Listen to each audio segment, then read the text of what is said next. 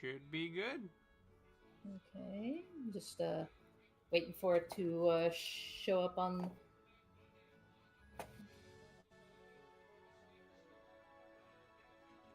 Yep, I got a notification. And oop. And yep, there we go. Let me just make sure. Okay, things sound good on my end. Alrighty. Bep bep. Bolepa. All right, let me just make a quick stream announcement. I can't wait for Pacifico's parents to react to the nickname that Amy has given.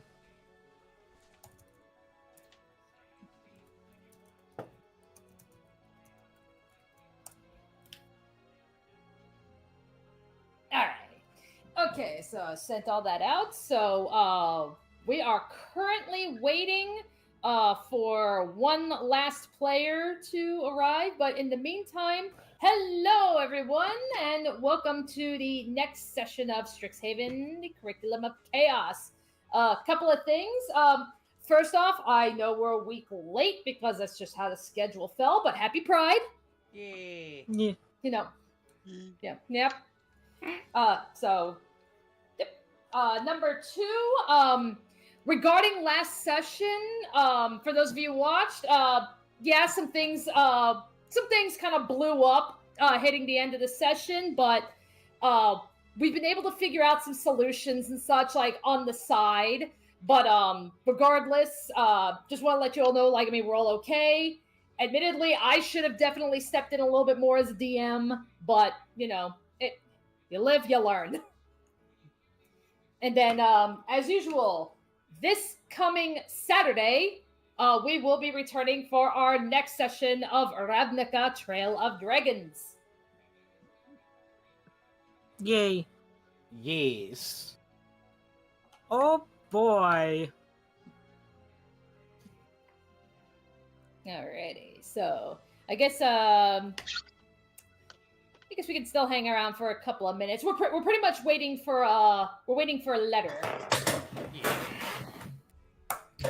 You know, so how is everybody doing tonight? I'm good. I am. You go first. I was gonna say I'm feeling pretty epic, you could say. Oh my But god. Mr. Iguana. And thanks to Realmwars, I finally have my own shiny roaring moon. Yep. Which is technically an iguana. I don't know. Are you going to have wings? Are you going to name it Layeska? I might.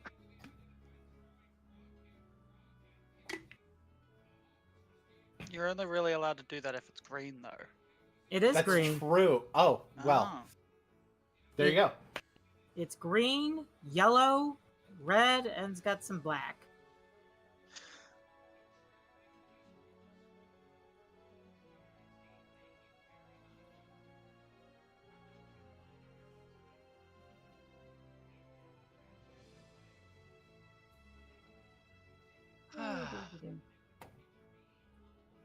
For those of you looking for an explanation about Mr. Iguana, Google it. Yeah. Chaotic energy at its finest.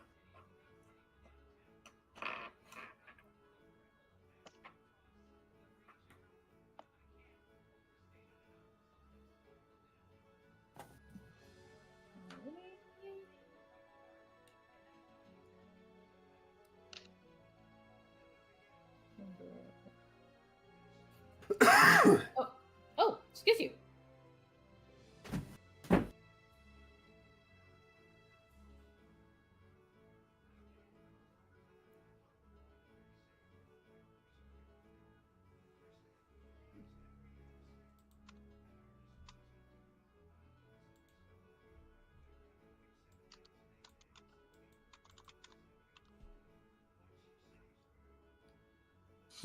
Lizards. You're a lizard. Secretly. Nah, I'm a snake. That's a. It's a reptile. It's a reptile. Technically, it's not a lizard. It's a reptile. It's a particular kind of reptile. That is the most apples to oranges thing I think I've heard in a long while. Well,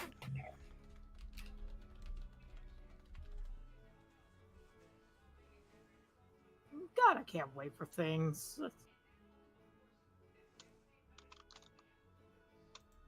You know what? Lizards are also reptiles, Yes. by the way. Yes. See, Yes. Yes, but don't have limbs. every snake but is a reptile, but not every snake is a lizard. Yeah. Well, there's legless lizards that are technically not snakes. Exactly.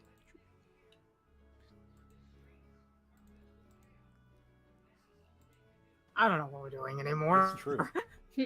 That's okay. I know, mean, we're just buying I don't- time. I don't know if we ever knew what we were doing. I don't know either. Like I don't know. I just go with the flow when it comes to D&D as well. Yeah, that's fair. The magic of improv.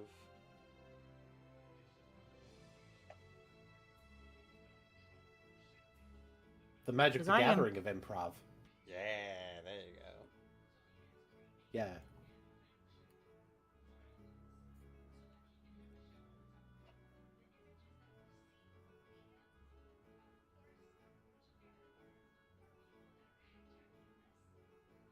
Uh, so So Ron the Truth Killings. I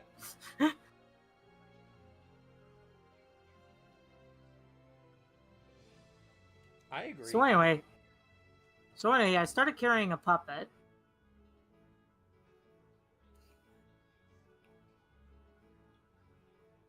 TP, I think you would agree with this, that Ron the Truth Killings is the greatest European champion of all time.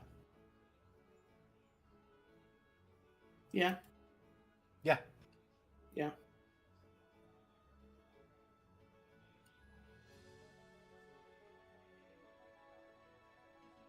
I mean, he was running from challengers for 24 hours. Luckily, he only had 7 left. He hid under the arena mat. Yeah. Which is actually kind of clever. Hide in the one place they will least expect you to be. You'll never find me. I have the power of invisibility. He was ready to throw Paul Heyman out of over the top rope in the Royal Rumble.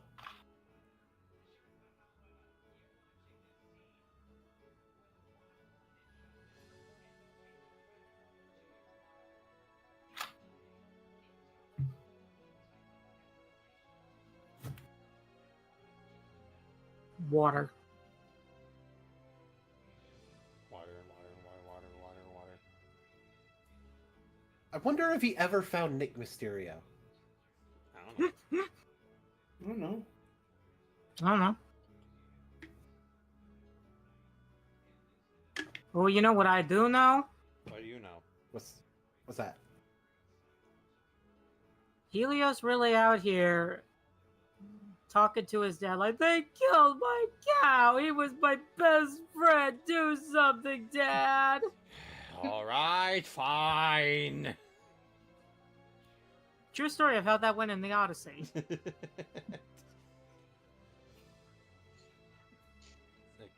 Hera, your son Alright. wants you.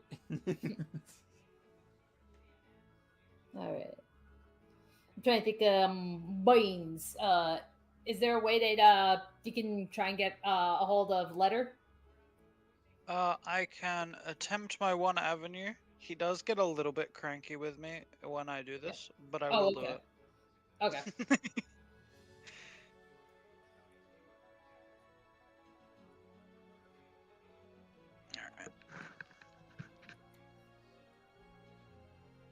Alright. Alrighty, yeah, because it's like, okay, yeah, now it's yeah, so now it's past 7:10, so I think while we wait for him, because I mean there is some stuff we got to do before before we need the whole party. So I in got the him. meantime, He's coming. oh, okay, no problem. They are on their way. Alrighty, yay!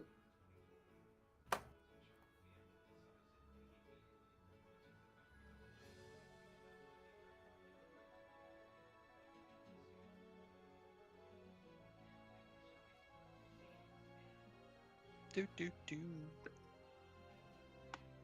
Da da da da da dee dee dee. Banana.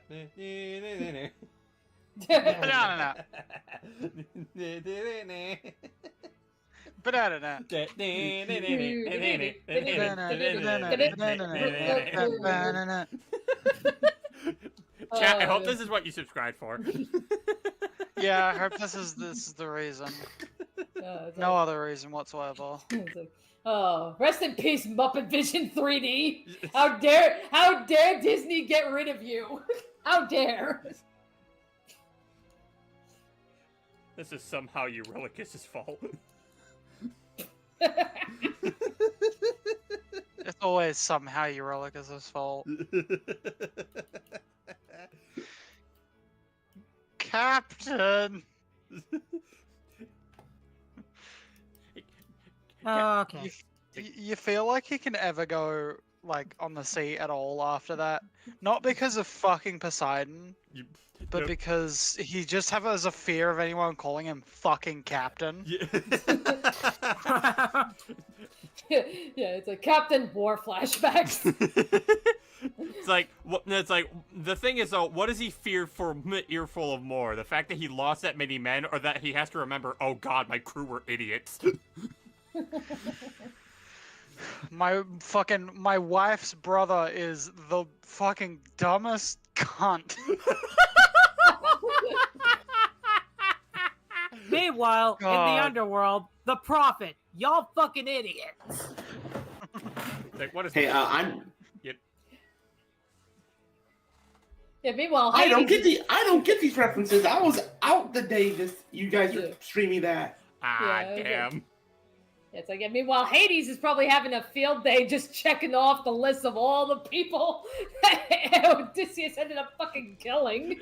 No, see, actually, I don't know if it's more so he'd be having a field day. You see, what's happening is Ares is having a time of his life because bloodshed. Aphrodite's just happy for Ares because, like, oh, I have my sweet lover. Hephaestus is crying because he's getting cucked by Ares again. And then Hades in the underworld, it's like, I'll get the paperwork. No, Hades like, y'all, you do realize this is all your fault that you're down here, right? Yeah, that's where Hades is like, 600 men. And then, wait, how many suitors? Fuck! It's like, Hades, what are you doing up here in Olympus? I'm booking my vacation days. Fuck this. One pissed off man fucks all of Athens. You know, technically, I thought the Odyssey was about Odysseus and not Zeus. Ithaca. Yeah. technically speaking, Good one. technically speaking, the Odyssey and the Trojan War wouldn't have happened if it wasn't for fucking Aphrodite. It's true. So technically, this is Aphrodite's fault. I'm not wrong. Aphrodite's just looking at Athena. Come on, just talk to me. No, talk to me, Angie. I love Athena so much. I have no idea what anyone is talking about. You need Athena is too busy palling around with Odysseus' son. Yes. Her new BFF. Don't worry, TP. That- We'll get you That on the. boy is We'll too get, innocent. we'll get you on the epic brain rot. Yeah, I will say, when I saw the animatic for Thunderbringer and I was like reading all the comments, like, oh damn, Zeus aside, I'm like, concern. You know what? And then I was like, and then one comment cracked me up, like, man, Zeus is kind of hot. Oh, kind of hot. And they're like, oh hey, is that a golden cloud coming my way? Uh-oh, you're one of the targets. Anyway. I'm sitting here like, who knows? Like, don't worry, Lady Hera, I'll get the spears ready. You know, you sound like just his type, you know? Like, Yeah. Hi, Luke. Save us, they're talking about something I don't know. I got them on the Epic the Musical Brain Rot. Wait. Canvas. It's even better. Like, one comment was like, Why the hell don't you know about Epic the Musical? oh boy. Tired Letter is disenthused about your your lacking in knowledge. And I'm gonna be that one person like, yeah, y'all think that Zeus is hot. My boy Hermes over here, though. Oh my god! It's like He's I've strong. just been watching like the random shorts that Hermes' actor and singer posts, and oh my god, the guy's a riot. Like anything that he does as Hermes, like outside of singing, it's like give Hermes his own show. Real. Give Hermes a fucking podcast. Do something with Hermes. I still love the fact that the reason why Hermes not only got involved with Odysseus because, you know, he's his great-great-grandson, but it's because Circe delayed him of his mail. That's why he's so mad at her. Alrighty. Don't mess with the mailman. Alrighty, so now that everybody is here, so we can get started. So, on the latest edition of the Campus Quickies, a star-studded cast hit the live-action role-playing club as second years invited their newest member, an artist named Chain, who played the valiant hero and fought monsters to save the princess. Over the drama club, 2 first years were roped into Rubina's box of hats routine. The 2 were put on their back foot with prompts and had to attempt to maintain their composure. But I know what you're all here for. Don't worry, darlings. The first practice session of Mage Tower happened. Luke, Amy, and MM versus Pacifico, Savanto, and Tilana, displaying strategies and tactics they might use when the official game launches.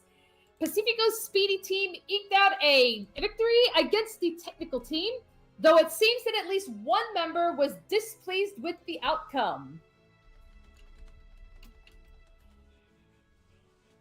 Alrighty, so let me boot up the music because we're gonna actually be starting. So the practice match has ended, and everybody's just kind of dispersing, like heading back or whatever.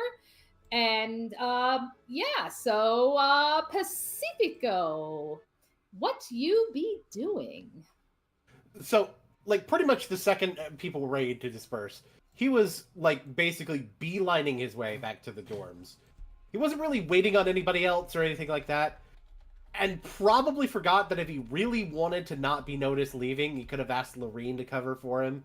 But he was a little bit too worried about, well, something that was going on right now with him rubbing his chest on the way out. Amy was on her way out as well, wanting to take a shower, change clothes, because working up a sweat, because girl had never moved so fast in her dang life. She would take a drink from her water bottle, then seeing Pacifico heading out too. She remembered when she was sitting on his shoulder. His breathing wasn't normal. Pacifico! She would wave, jogging up to him. You okay? Pacifico himself had worked up kind of a sweat too, and he heard Amy heading over him. He tried to hide it at least by moving that hand that was rubbing at his chest down into his pocket. By the time she reached him, he just looked like he had worked up a sweat. He was running back and forth the whole time, so it makes sense for that to be a workout even for him. If not for just how worn out he looked. Yeah, I'm fine. That's a lie. The smile on his face was one that he often would use when he was masking pain. I guess there was something about the field that made it all running around take more out of me than usual. Yeah, that was quite a workout. Although I found it a bit funny that It took you so long to notice that me and MM were making our way towards your guys' tower to get your mascot. She knew that smile. The smile that hid pain. Pacifico, when I was on your shoulder, your breathing didn't sound like you were worn out of breath. There was a look of concern on her face. It sounded like you were having a panic attack. I wasn't. Like, he said it very flatly, and so automatically, that it couldn't be fully either true or a lie. There was a moment of recognition of that, and he sighed. At least I don't think so. He did look forward, struggling to keep composure. His more troubled breathing was still there, and it still sounded like it was something resembling a panic attack. I don't know how to explain it. Here. She would offer her water bottle to him. It was still half full for him to drink or splash water on his face. Come on, let's find a shady spot to sit, cool off, and talk, okay? Something was on his mind, and needing to cool off after a heated match like that was probably the best. What are you feeling exactly? He'd, chug down the water, very quickly. He'd already emptied 1 or 2 water bottles already, and he ended up going to find the shade. Not really fighting against it. He knew he needed to be better about not just handling everything going on with him himself. So he'd at least go to sit down with her. And she was probably right. When he sat down, it was borderline like a collapse. And then he looked towards her. It feels like I'm being burned from the inside out. I was fine. I don't feel panicked. I just feel pain. And now he wasn't even bothering to hide his hand feeling the center of the chest where the pain seemed to be radiating from. During that match, it started feeling like it was eating at me. Being burned. She wasn't exactly familiar with this feeling, but she was going to try and listen. So it's not exactly emotional, just more physical? She wasn't exactly a health expert, but if it was affecting him physically. Do you want me to take you to the nurse? Or I can take you back to your dorms and planeswalk back to Tavashton and get something from your family? Because if it's affecting you like this, we should seek out a medical professional. She couldn't do too much. But then she remembered when they first met, how she managed to calm him down in the first place. Inhale through the nose, exhale through the mouth.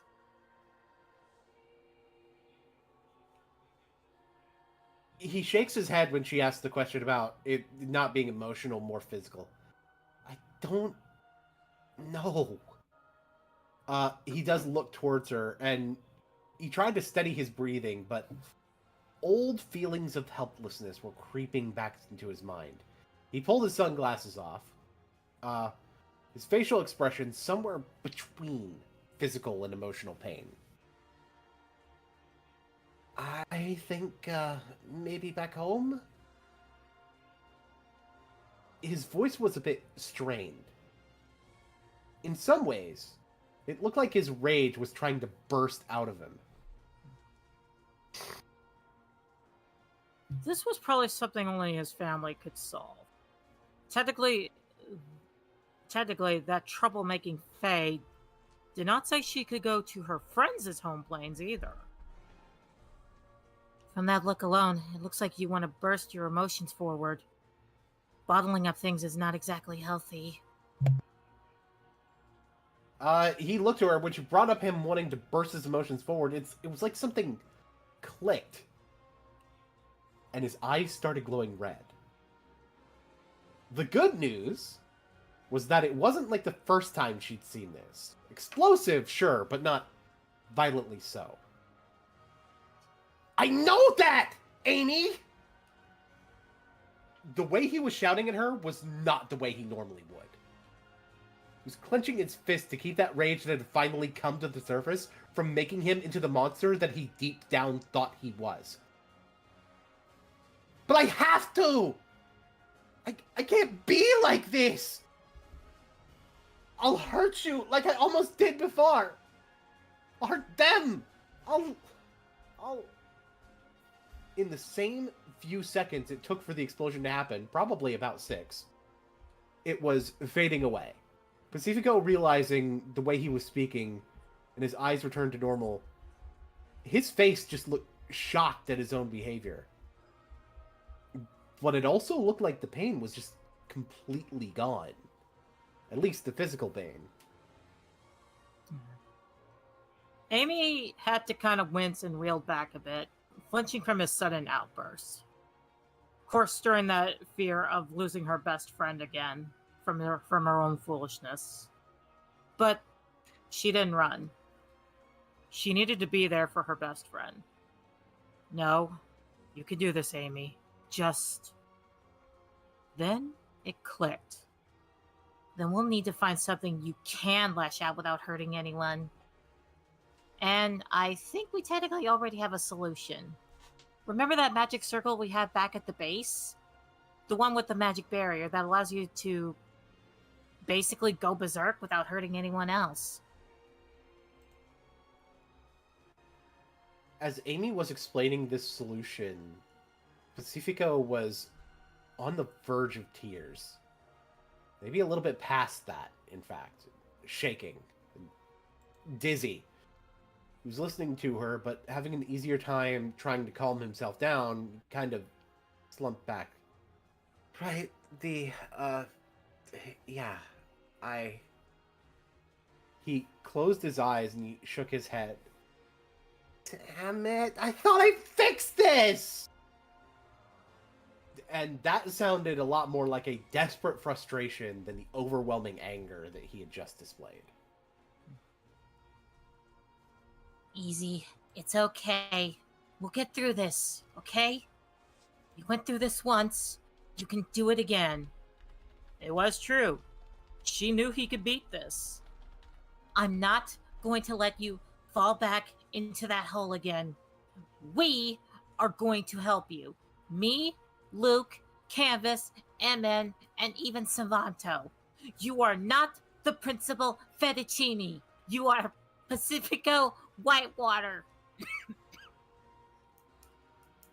She would get him to sit down again. Look at me. I'm not gonna let you fall through that hole again. I don't care if he gets mad. If I have to return to Eldraine to help you, I will. However, if you have the strength, and this is your choice, we could go to your home, as I feel your family may know what to do. Once again, I cannot say that phrase, therefore Amy cannot say it. He was, like, rubbing his temple. Something did happen when she called him Principal Fettuccine. Almost like it helped. The what? He sounded kind of amused, and it was a helpful distraction. He was at least able to talk about what he was feeling more directly without freaking out. No, it's just... I really thought I'd stop this from being a problem. I was expressing myself for, and, you know, I could use that whenever I wanted to without worrying about losing control of it. It just feels like several steps back. He did sniffle a little bit, because he had just been crying, and he shakes his head.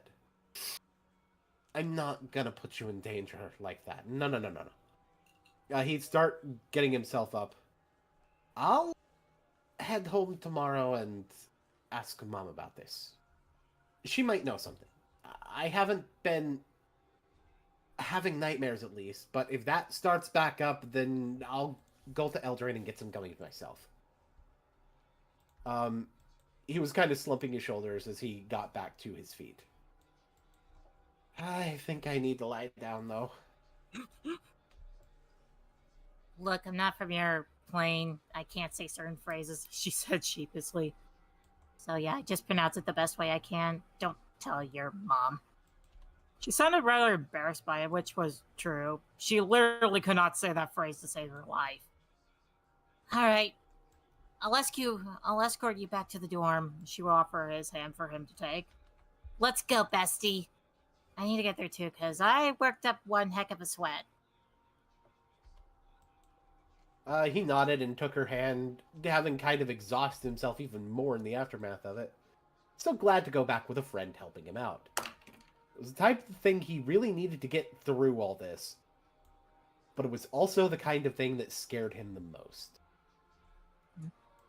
And thus, after everything, Amy was going to help him through all of this.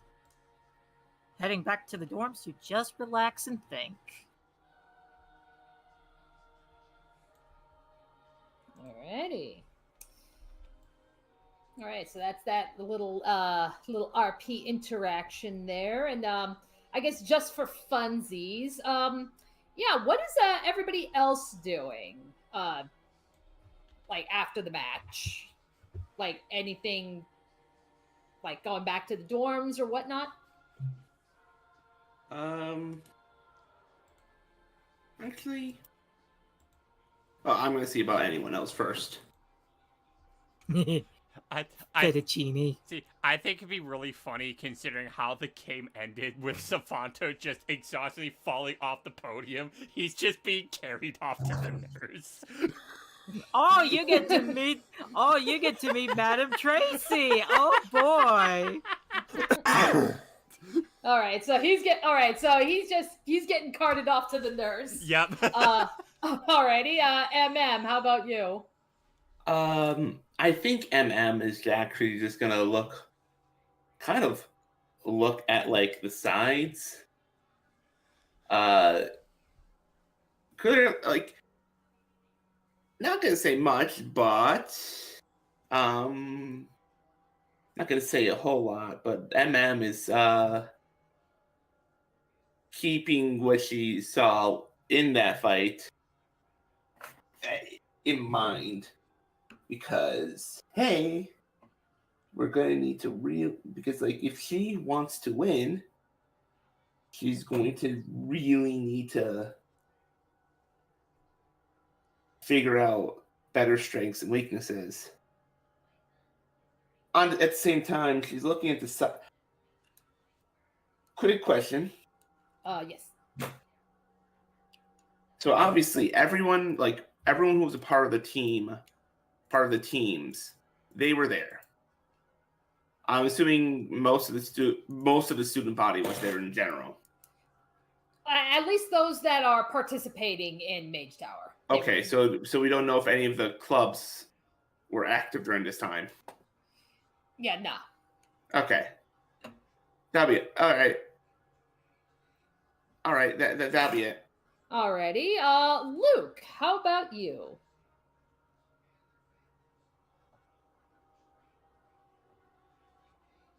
Oh, and he is muted. Did he be or be? Yeah. Oh, both him and Canvas.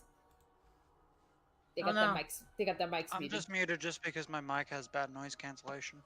Oh, okay. Alrighty. Well then, I guess you know what? Like, yeah. Considering that you weren't here last session, like, yeah. So, what has Canvas been up to? Canvas was kind of all over the place. She was doing her own classes, going to various clubs that she's in, Expedition Club and Expedition Club? Exploration Club? Yeah. As well as, Chess Club and just having a bit of time to herself. But near the end of it, she kind of got a bit sick, and it tucked away in the dorm. And Talana, a little bit retcon here, but Talana would have let you guys know that's why she didn't show up to Mage Tower, is because she was actively sick. Okay. Yeah, that makes sense. Alrighty then. Alright, so then I guess I'm trying to think, is Letta here? Yeah, I conked out for a sec. Oh, yeah, I'm sorry. No, what that means is I fell asleep. Right. Okay. Anywho, so before we move on to the next,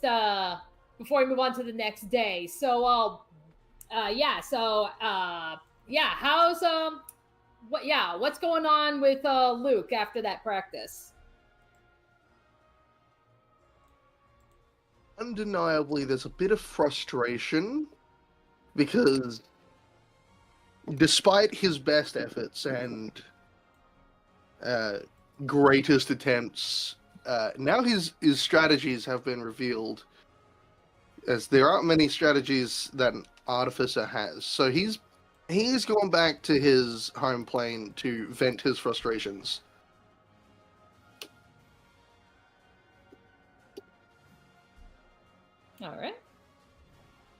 All right. So we will say frustrations have been had.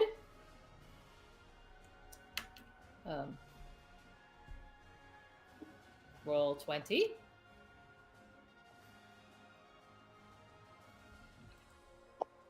Okay, hang on. I gotta... hang on. Reload roll 20. Okay, there we go. It's weird. Roll 20 was being weird. Alright. But anywho, we're actually gonna move on to one of Luke's classes. Oh shit, I should get my dice.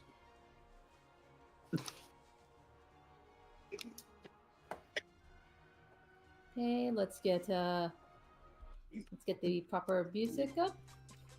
You know what? I forgot to do my usual greeting this morning. Good mortal morning. Wait, no, other way around. Mortal morning, good. Good mortal mornings. Okay. Alright, so as you're getting everything set up, so Luke, this is the this is quantitative arcanophysics. I am not going to pretend in the slightest that I know anything about quantum mechanics or anything. So, instead of trying to bullshit lecture, you guys are kind of actually doing more of like a practice. So, like, you've literally moved the desks off to the side. And what your professor, Dika, the fractal theorist, is trying to teach you all is, like, by using, obviously because this is Quandrix, using, math formulas, finding ways to not only understand, like, the measurement of, like, magical properties, but also even affecting, even possibility, the range of spells. So to basically practice, in the middle of the class, there's like this bowl of water. And she's gonna have you all practice using the Thunderclap spell and try to see, okay, how far away can you possibly do Thunderclap? Like, can you go farther than the spell technically requires?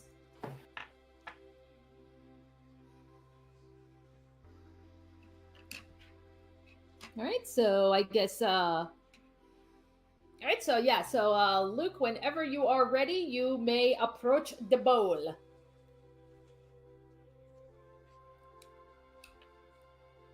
This is hilarious. I don't have Thunderclap. That's okay. I think it's on the Artificer list, I think. Yeah, I purposefully picked a list, like, because even with the student NPCs in the class, I made sure to pick a spell that an artificer, a druid, a sorcerer, and a warlock could use. And I think there's Firebolt's also on all of their lists. Yeah, it's like there's really not that many. So it's like, you know what, we'll start with something easy. We'll do Thunderclap, and like even if you don't have it, like, yeah, we can assume that, like, you know, maybe she gave you like some scrolls or something to kind of practice with. You can't get scrolls of cantrips. Well, for the sake of this argument, we are. Yeah. No, so but I guess the thing is, I'm an artificer. I can just change my cantrips by tweaking some of the things I have. Yeah, artificers can actually change their cantrips. It's not easy, but you do it when you get a level.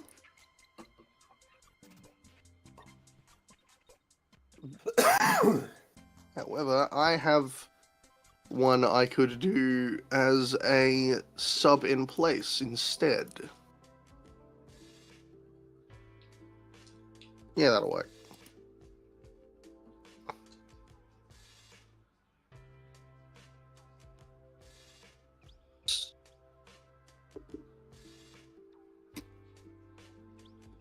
Just a second. No problem.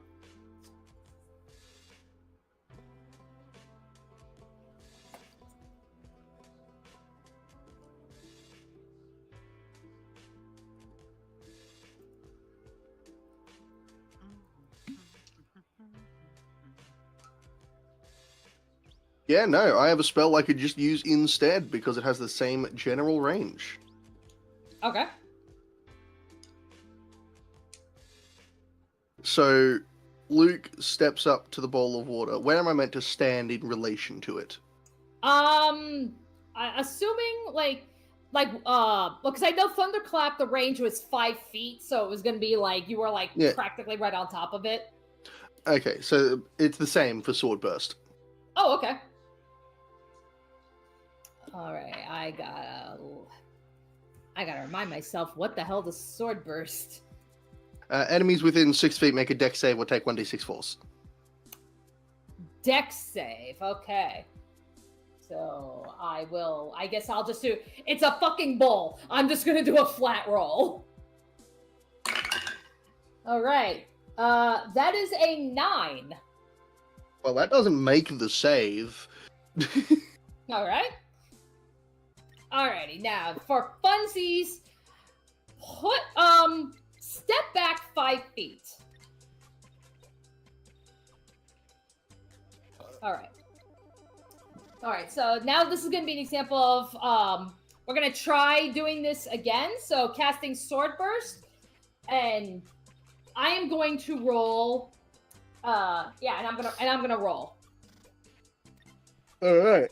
Yeah, I'm thinking probably maybe rolling with advantage or something just because it's going to be a little bit harder.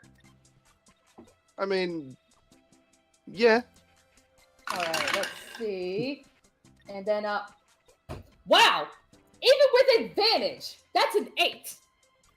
That still doesn't make it. Okay, alrighty, so. Yep, okay, that works. Alright, so this is actually going to be an example of a reward that's not necessarily giving you a free spell. Only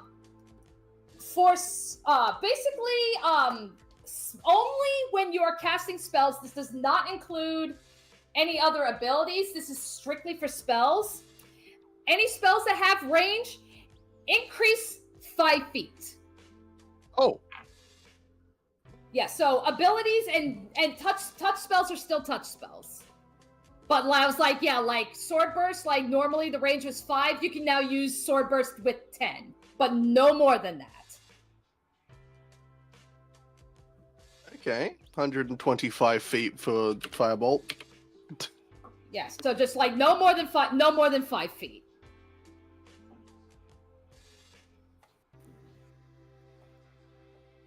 Oh, that's gonna be mean. Because now Thunderwave is a 20-foot cube. Yeah. Yeah. Adding just 5 feet to range I figured that was like the lowest I could possibly give you. Like, if I was gonna do something like that to be able to like increase a range or something, it's like keep it as low as possible. This is mean. This is mean. Entangle is now better again. So is Web.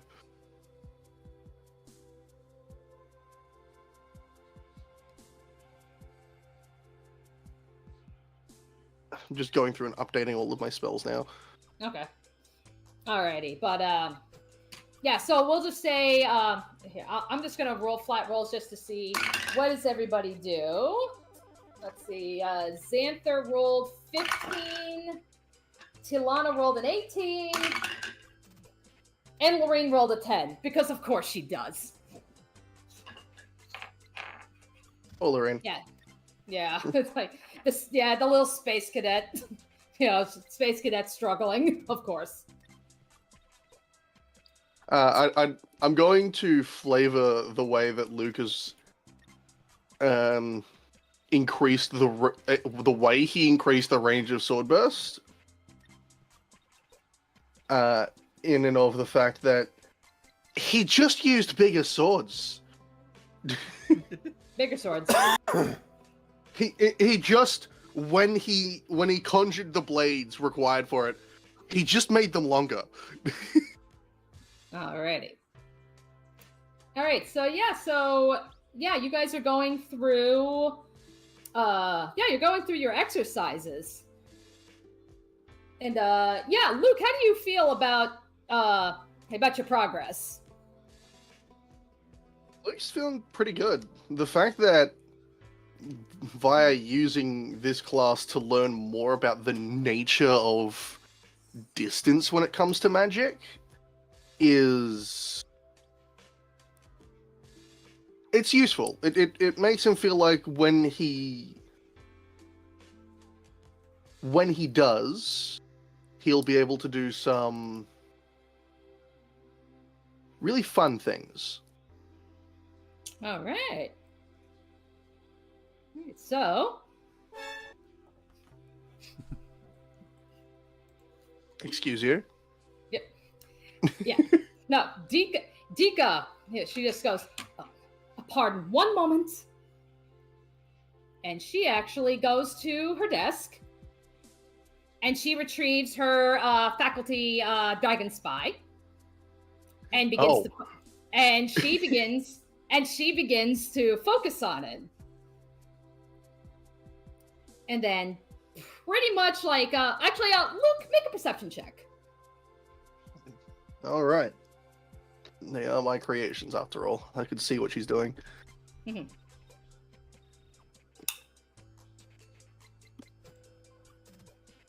Luke is too busy paying attention to trying to extend the range of his magic. All right. So you see her, go back to the desk, and then you see she starts making her way to the door. But before she leaves, she just says, she turns to you, Luke, and she just goes, Luke, have the class clean up, put the desks back. I have words. And she steps out of the classroom.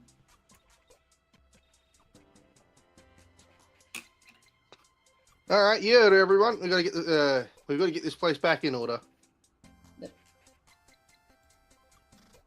All right. So then I guess as they're working, Tilana, she'll actually approach you, and she'll just be like,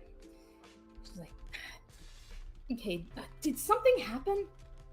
Like it's like she just stormed off in a hurry, and it was right after the dragon spy went off. Yeah, I couldn't get a glimpse at what she was checking on the spy. Is there any way that you can possibly look at what's on your end, or do you not have that kind of access? He takes a second and just leans in to whisper. When I gave the school the spies, I gave up control of them. I don't have access to their system until they let me back in. Okay, and then she just wordlessly just nods, acknowledging that. Okay. And then she'll go back and start helping set everything back.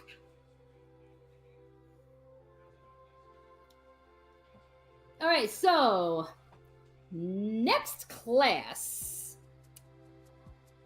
Let me get bot. Okay.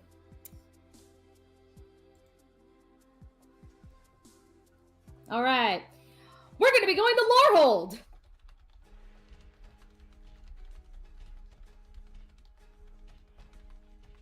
Alrighty, so... Alright, Amy.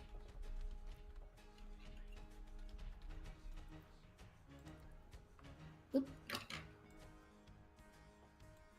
Do we... Amy? Oh, crap! Hey, we do not have an Amy. Damn it! Damn it, Discord. Everyone. I think she's still restarting her Discord. Damn it, Fucking Damn it. Damn it, Discord. Okay. I can't believe Discord would do this. This is somehow Eurylicus's fault. It's always somehow What? Eurylicus's fault. What do you mean? This is somehow Odysseus' fault. Okay, Eurylicus. Alright. Okay, yeah. Okay. You know what? No. No. Damn, Discord really went ruthlessness is mercy upon ourselves. Motion to change Hooper to Eurylicus. No. This was done because of Mr. Iguana. Mr. Iguana. No, Mr. Iguana did nothing wrong. You take that back. Fuck. No. Oh, I can now. I can I have actually use lightning lure like harmlessly now. No, I was saying like,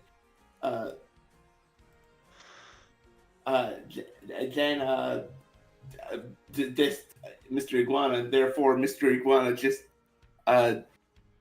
decided to hit her Discord with the iguana puppet. All right, so I guess we can try and give Jen a couple of minutes, and if for whatever reason she doesn't come back, we can always move on to the next class, and we can come back. Here. We could just go to the next class for now, and then wait for her anyway. Yes, that's true. So that we're not just sitting here awkwardly. Fuck. Yeah. Oh fuck. Oh no. Oh no. Oh no. I can use booming blade at 10 feet. Oh no. Oh no. What have we done? I can use green flame blade at 10 feet. Oh no.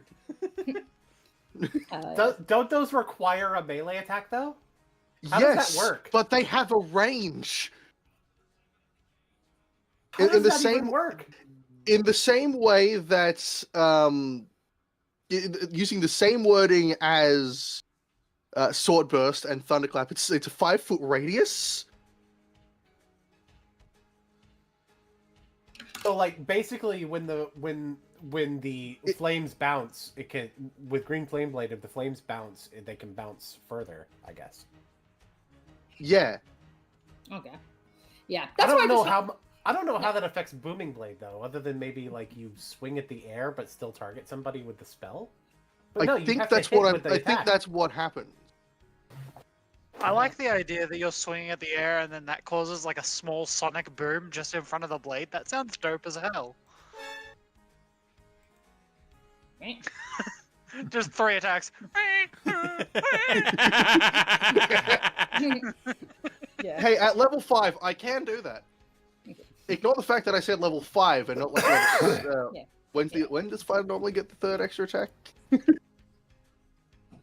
I just hope that I didn't end up giving you something completely fucking busted by increasing Oh, no, spell range 5 at feet. 5 feet. 5 feet doesn't make me busted, but it does give me some more flexibility, we'll say. Okay, yeah, because believe me, I was more ammunition. believe me, I was racking my brain trying to think of, okay, what is a reward for this specific class? And I was racking my brain trying to think of something. So that's where I was like, I guess I could increase the range of your spells, but I got to keep the number low. Yes. I Another think one, anything more than 5 would have been fucked. Yeah, and that was why I kept it specifically to your spells and not like your abilities. So it's like, no, you cannot increase the range of Eldritch Cannon.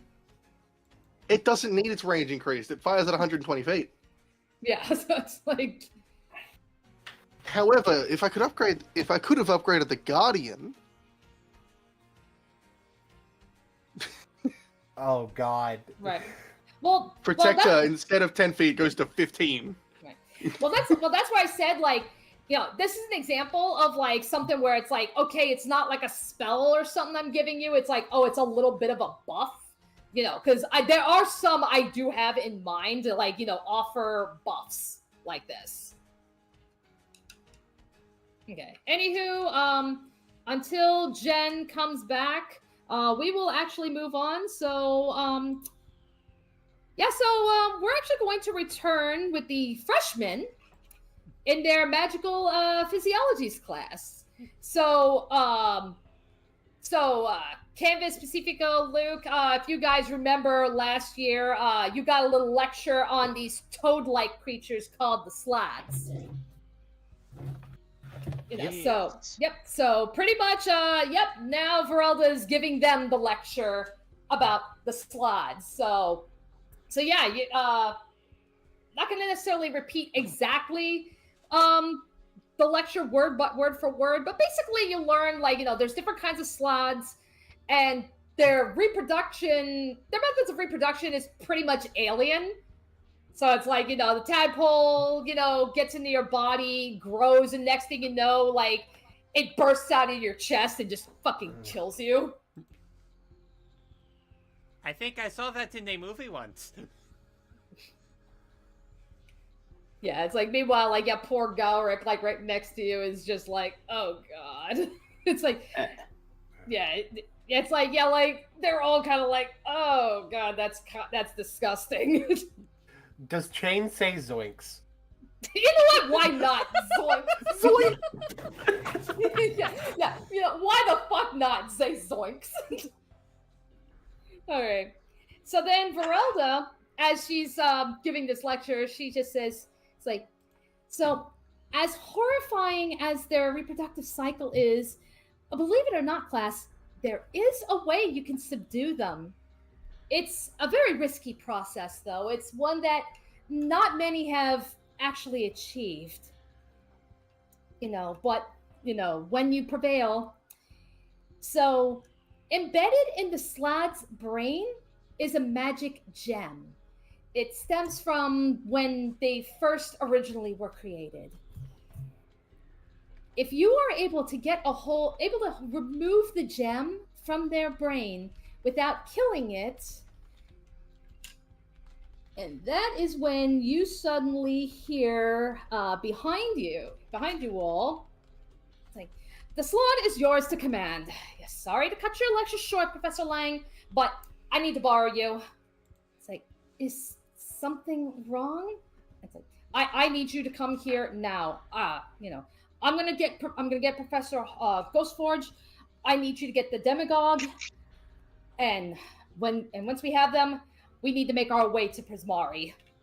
It's like, oh, okay. All right, class. Remember to finish your readings on the slads, and just take a personal day. And she will make her way. Savanto, is there anything like you want to say as Verelda is leaving? They certainly had to leave in a hurry. Mm-hmm. What do you think it might be for? She looks at us, Savanto, and says, "Do you want to follow?" Well, we probably could. Great. Question. Oh, yes. Was this a different day than the practice game? Yeah, we pretty much fast forwarded to like the next day. Okay, so we can recover all of our spell slots? Yes. Cool. I was out of third level spell slots, and I was almost out of second. Okay. So, hey, that also means I get my, that also means I get to, that means I can also follow, no, wait. She was thinking about using invisibility. But, oh yeah. Dragon spies. It's not going to exactly help, so we're just going to have to sneak around the old-fashioned way. I mean, shouldn't be a problem for me. Yeah. Yeah, but would be a problem for me. Oh.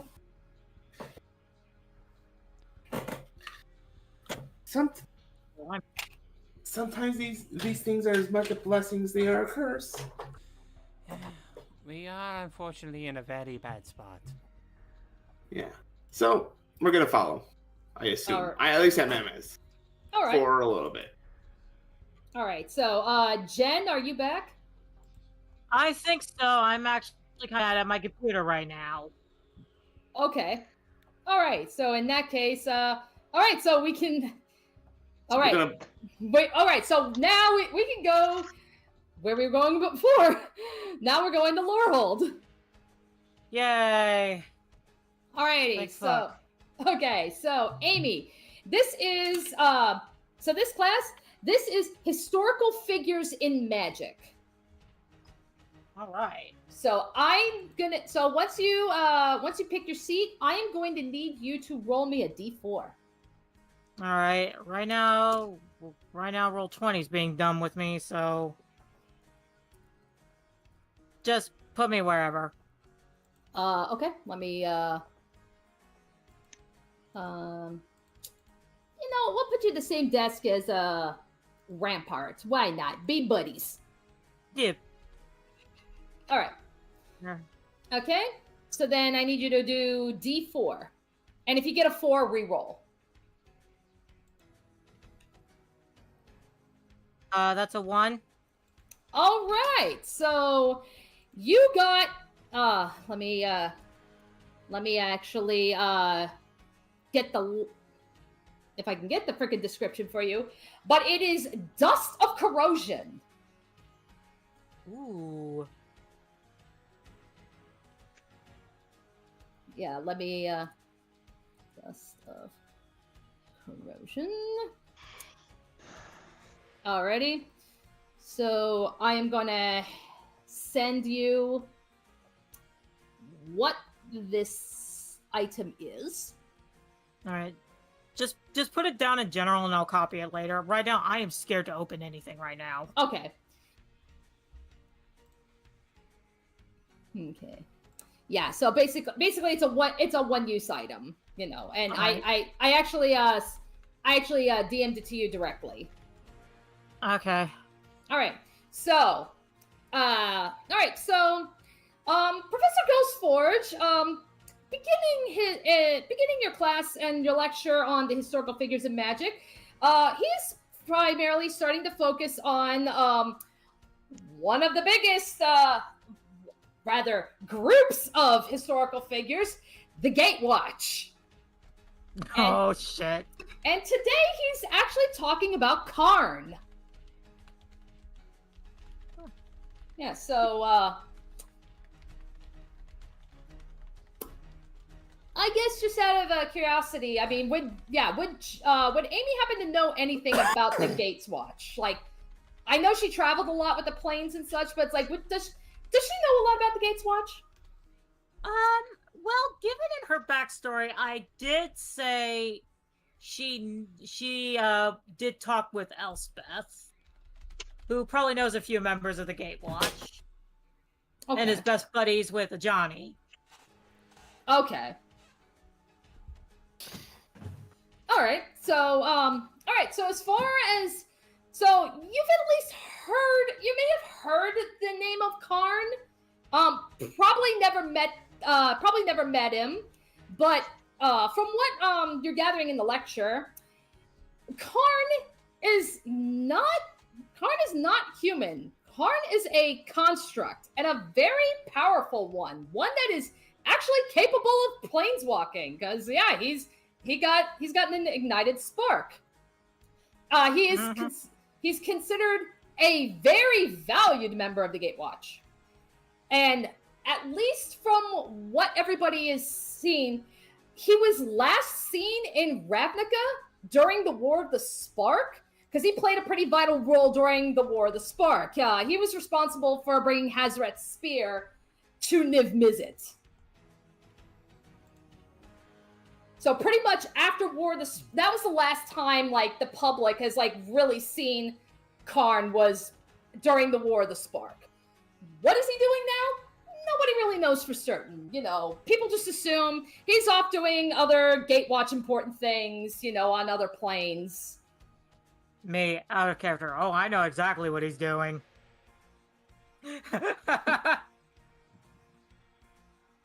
Huh. Big. Yeah.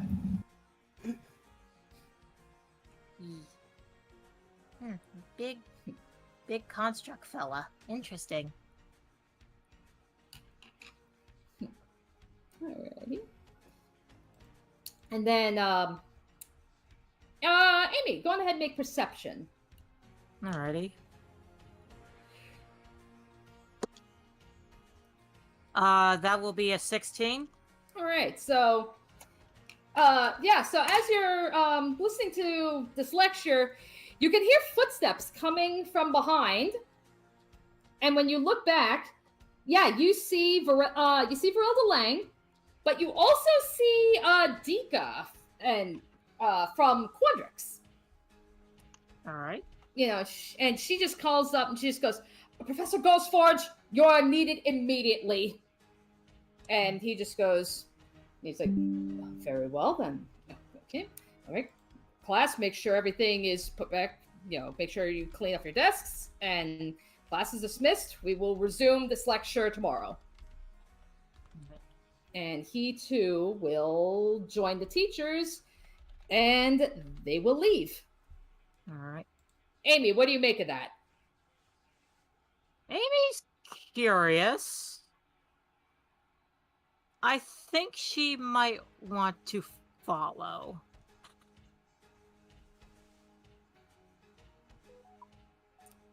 Alrighty.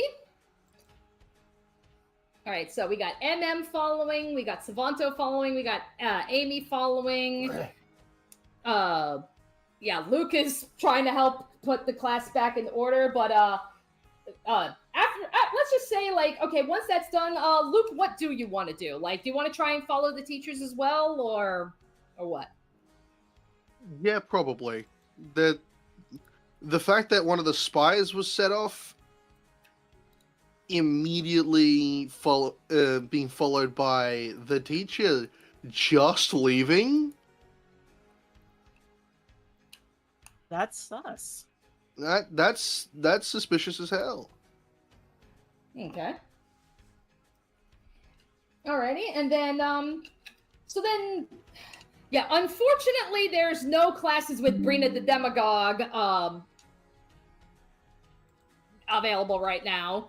But, actually, none of the classes really with Canvas. So, we'll do a theater of the mind here. So, Canvas, you and Tilana meet up after class. And, yeah. And that's where, and Tilana comes to you and she's like, Canvas, has your teacher been alerted of anything? I don't think so. It's like, one of the dragon spies in our class went off, and Professor Dika, she immediately left. Weird. I asked Luke if it was possible that he could look into it, but he had, and she leans in closer towards you. It's like, he informed me that when he gave the faculty their dragon spies, he removed himself from their network, so he doesn't know either. Yeah, we should probably. This seems like a. And she kind of like thumbs the ring on her finger. This feels like a certain type of situation. We should probably see what's going on. Mm-hmm. All right. So should we try to gather? Should we try to gather everyone, or just try to find? Just try to, follow. I mean, what do you think we should do? We should grab at least a couple others. We're at the dorms. Do I know who's in the dorms currently or not? Because I've kind of been cooped up in my room. Right. It's like, yeah, I mean, everybody's in class, so. Yeah, I don't know who we'll be able to get. I don't think we can just go around everyone's class and yoink them. Right. It's like, well, I suppose I can always try to, find out what's going on. I mean, how are you feeling? Do you feel like you're up, or do you still need your rest? I should be good. I've still got a little bit of a sniffle, but that's about it. All right. Well, here, let me grab handkerchief real quick, and she'll go and she'll grab a handkerchief for you. And then, yeah, no problem. It's like, so we'll do. All right, so let's see if we can find what's going on, even if we just run into anybody else. Yeah. And they set off. Alrighty. Okay, so with that, we're now going to move on to, we got to get Pacifico. So we're going to move to a Prismari class. Alrighty. And this is the class that is being taught by Arkan Menexus. Oh, God. Alrighty. So. Hang on, I need to make sure that I have the right token. Okay. There we go. All right, so this is debut in aerial arts. So in this room, hanging from the ceiling, you can see what appears to be fabric, and you can also see large metal rings just suspended from the ceiling. Oh my God, Danny! Yeah, I saw the map and I realized exactly what was going on. I am not surprised. Actually, I'm not surprised. Okay, so.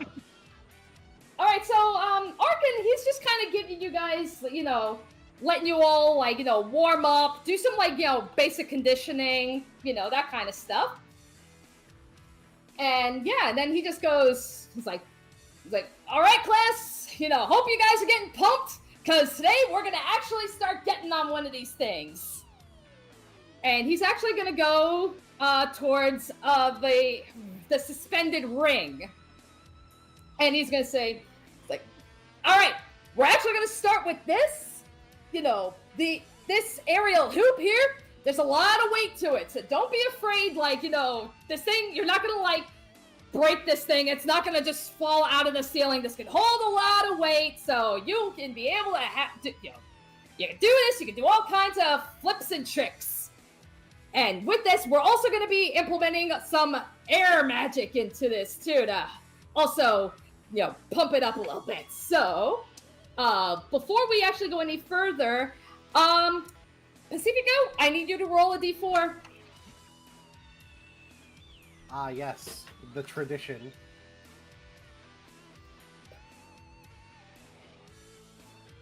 I got a 4. All right. So, okay. So this is a class, even though it's wind magic, it's also earth and wind magic. And yeah, you actually got an earth spell. So you got a spell scroll for Maximilian's Earthen Grasp. Can't believe it. He's becoming an earth shark. Wait. Oh boy. He's becoming Jeff the Land Shark! No, he's becoming a bullet, which means that at some point a robot is going to show up and say, "This is mine now." Alrighty. Oh, giving me the ability to restrain people is... Oh, no. What have you done? Oh, fun stuff. Alrighty, so, Alright, so... I need to call upon our resident Dave. Yes. Okay, let's pause the music here. So Arkin is going to give a little bit of a demonstration as to what he's going to start teaching you guys. So, Dave, is this just a flimsy fucking pretext for me to show off? Yes, it fucking is. So, Dave, I would like for you to not only share to the audience, screen share and share to the audience, what we're going to be doing. Alrighty, sounds good. Alright, just try. Okay, there we go.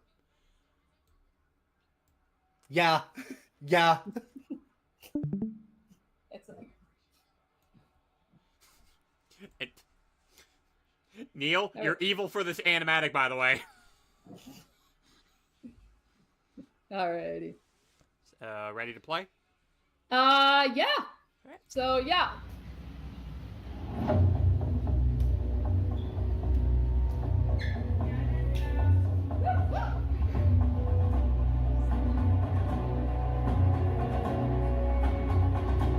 Wake up to the sounds of the silence that allows for my mind to run around, my ear up to the ground. I'm searching to behold. When my back is to the world, it was smiling when I turned.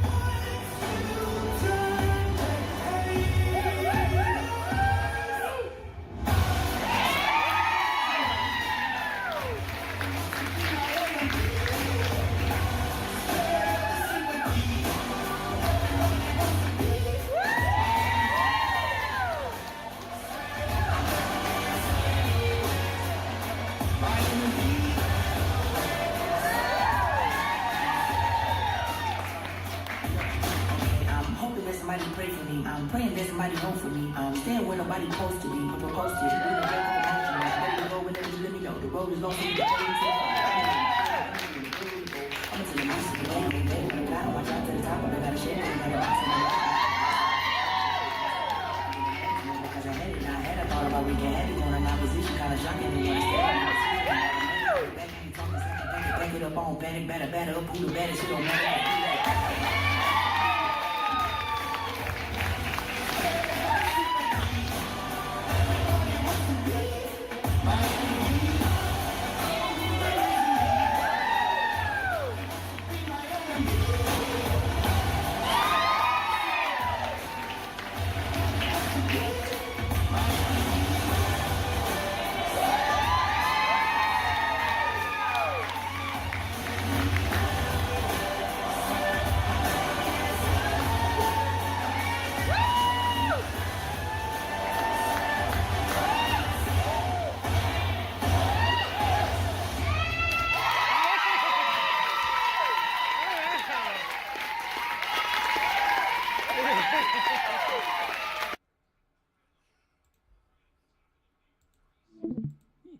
Bloody hell.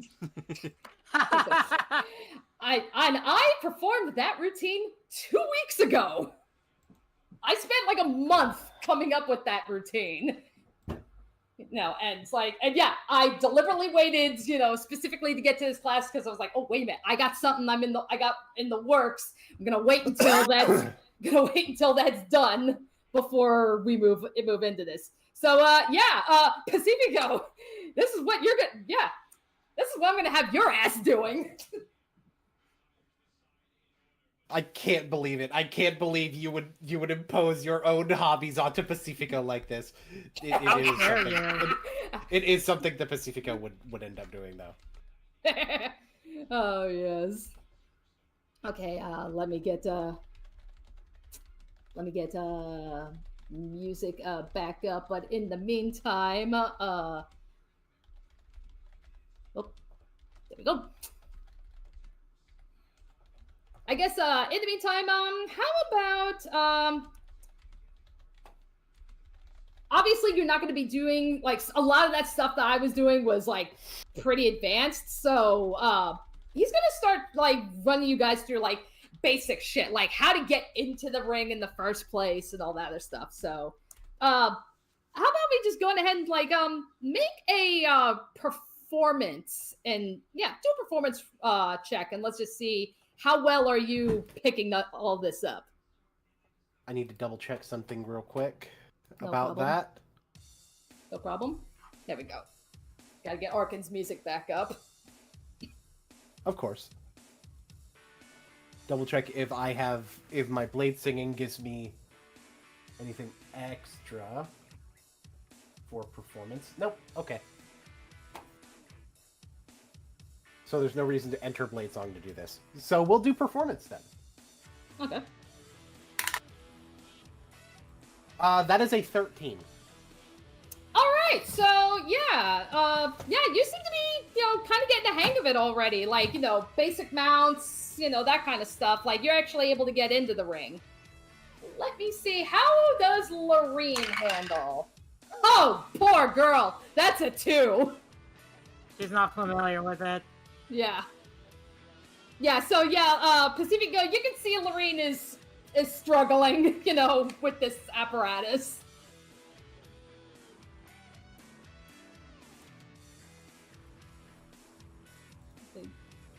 Here, I'll actually put her right next to you. And she's just looking at you, she's just like, oh god, this is so much harder without water. How are you doing this?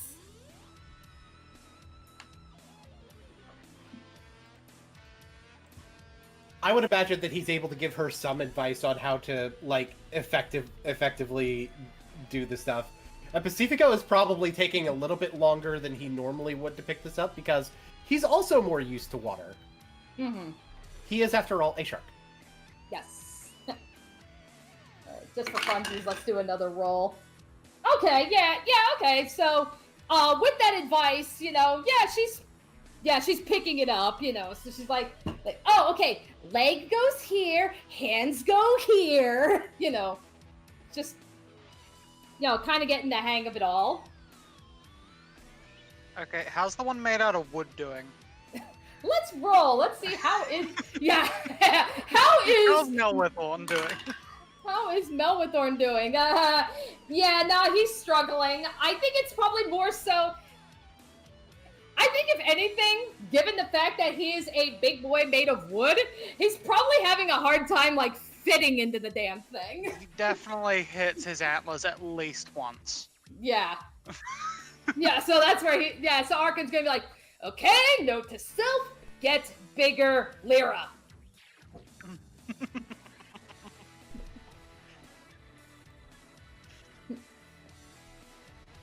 My poor boy. Oh, yes. Okay, so Pacifico, I'm gonna need you to make a perception check. 1 prescription check coming right up. That is an 8. All right, so you're more you're focused on just trying to help your best buddy out, So you don't exactly hear the sound of teachers coming into the room. Oh, bless you. And that's where, Sadiqa comes in and, she's just like, Professor Menexus! I'd imagine he hears it now. Yeah, it's like, she's trying to get his attention. The music, though, is so fucking loud, he doesn't even hear her. So she literally has to go up and literally grab him. And just be like, Professor Menexus! And it's like, oh. And then, so then he goes and pauses the music. So he's like, sorry, didn't see you there. So he's like, all right. And she's like, cancel it. It's like, okay, wrap your class up now. Do whatever it is. Close everything up. We need to talk to you. You need to come with us. We're going to the Quandrix offices. And he's like, okay. He's like, all right, well, you heard the lady, so, just go on ahead, clean up, disinfect, and just head on out. Hey, Whitewater, think you can lock up? Yeah, sure, no problem. Yeah, thanks, buddy. And then, with that, all the teachers leave. I'd imagine he tosses him the keys like a cool guy. Yeah. Cool guy. Yeah. It's cool guy. Core memory unlocked. Yeah, good stuff. Alrighty. So as everybody's just kind of getting everything cleaned up, like Lorena and Melithorn, they actually come up to you and he's like, is this just me or was that a little weird? Very weird. It was super fucking weird. When we get done here, I'm gonna go see what's up. I hope he's not in trouble. I don't know what he would have done, but it's pretty serious. Well, especially if it's Quandrix. What would Quandrix want with him?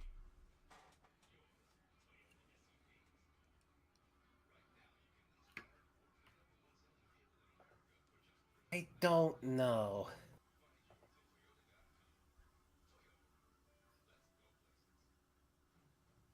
Alrighty, so Pacifico's like I said, we just need to finish cleaning up, get everybody out here. I'll lock up as requested, and I would have a reason to go there to give him back the keys.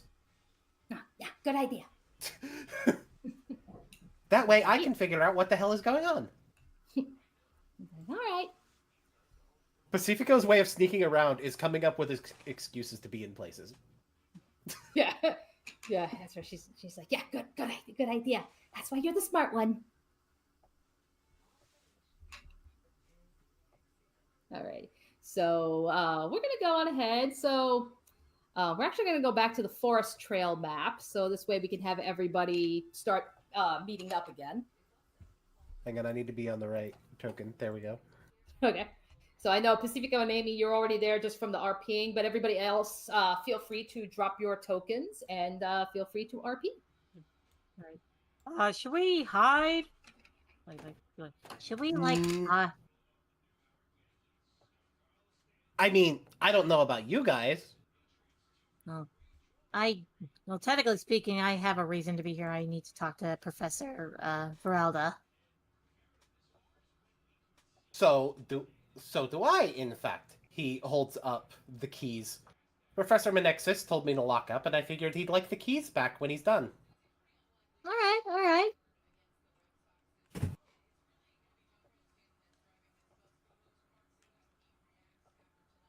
Wonder what's going on.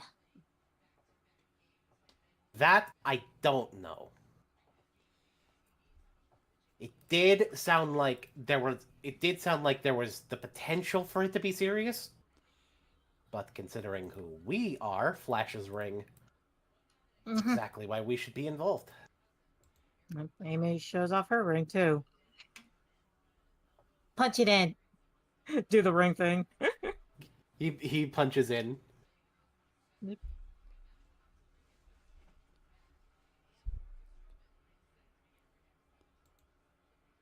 I assume the rings do the thing that Luke described. What They did got- Luke describe? I missed something. Okay, so Letter, would you like to explain or shall I? The rings have a series of verification methods built into their minor enchantments. One of which is they are slightly magnetic to other signet rings. Ah. Not much, but enough to Simple be little- noticeable to people who are wearing them. Yeah. And so, rings magnetize. It's like, cool, we're the real deals. We are the Um, genuine article. I don't have access to Talana's token, but Canvas and Oh. Talana were like sneaking along the side. Yeah. Currently, enhanced ability stealth is active. So, Okay. well, dexterity, so advantage on dexterity checks and saves. Saves? I don't think it saves. Advantage on dex checks and don't take falling damage from 20 feet or less. All right. Oh, bless you. And Canvas kind of sees the others on the path and goes, "Ah, well, I guess if they're just walking, then we're just walking." It's better just to be looking less suspicious. They just walk out onto the path, holding hands. Just, oh, Of course. hi, you're following up as well? Yeah, Yep. I got something important to ask Professor Veralda. Professor Yeah, Menexus got pulled out of my class saying that they need to talk to him in Quandrix. Oh, first Yeah, a things few first. of the teachers have been apparently. Oh, first things first. He holds out his fist in order to do the fist bump. And Canvas kind of raises hers, turns the ring around because she's had it turned underneath, and fist bump. And he likely does the same with Tilana. Tilana, of course. It's like, and I have an excuse to curiously show up after everything's done with, since he asked me to lock up, so I have his keys. Right. I hope Any it's idea nothing. where the others are? I don't know. I left in quite a hurry. Yeah. This is important enough where we don't necessarily have time to go wrangling people. Yeah, that's kind of what I thought. I didn't really know where everyone would be, so I guess we keep moving. Now let's keep going ahead. Alrighty. Based on the teachers that were there, we'll probably run into Luke, MM, and Savanto as well. Make a perception check. I got an 11. Canvas is still a little bit sick. I got a 7. I got a 15. Wait, were we all rolling? Perception. Prescription? Got it. This includes you, Dave. Roll for Adderall. My prescription is an 18. Mine is a 14. Cool. None of you see Luke. Wait, what? Successful stealth. Let's. Okay, so think of it like this. I have advantage on stealth. I am hiding in the trees. I rolled a 19 and got 21. Nice. So none of you even noticed that Luke had just jumped between trees. I'm sure he's somewhere nearby. Let's keep moving. Stealthy raccoon. Alrighty. Then Stealthy. MM and Savanto. Yeah, what do you two be doing? We are also hiding. That we are. You are also hiding. Okay. Of course the rogue is hiding. What's your stealth? Mine.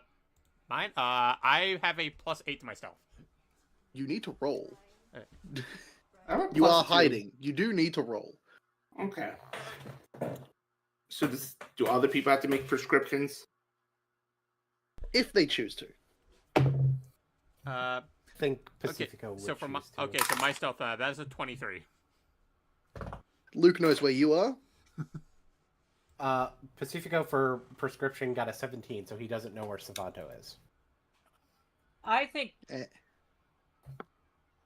got a nat Okay. 20 for a 22. Yeah, and Luke knows where you are too. I rolled separate rolls for both of you. I got a 17 on the dice for Savanto for a total of 23, and a 19 on the dice for MM to a total of 25. Yeah. Luke knows where everyone is. yeah, Amy's not gonna bother. She's like, I'm gonna go on ahead. Yeah, let's just get going. The less of this conversation that we miss, the better. Yeah.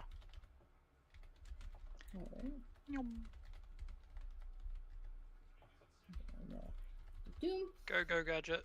Move. Alrighty. Alright, so as they are moving on ahead, I guess the three of you, you're gonna keep stealth following? Of course. Or okay. Alrighty. Alright, so as you you approach the Quandrix College and you make your way towards the offices. Yep, so you can plop yourselves wherever. Like, I assume you're going to be going into the building. Now, Amy's gonna kind of linger around here, kind of keep out of sight, but at the same time. All right. She's got the best seat of the house to hear things. Yay! Actually, I could imagine Pacifico being like right here, like in a position where like he would clearly be waiting on them to finish up so that he could give the keys back. Canvas just follows him in, making it. She's trying to make it look like she's meant to be here. Whether or not that functions at all, she's just walking with a friend. Yeah. Yep. And Amy's acting like she's just coming up the stairs. Alrighty, then where's MM? When you like to know. Where's the There we go. embodiment Okay. of microwave? Yeah. The I embodiment. can't believe you'd do this to us. Where's our macaroni? Next to Savanto. I am so sorry, MM. I had to call you macaroni. Oh god, you have the cheese horns too. Oh no. Okay. All right. Anywho. Cheese horns. Yeah, What? it looks like I'm deceased. when you. It looks like looking at the color of her horns. It looks like nacho cheese. And I call this route Holy Moly. Oh my god.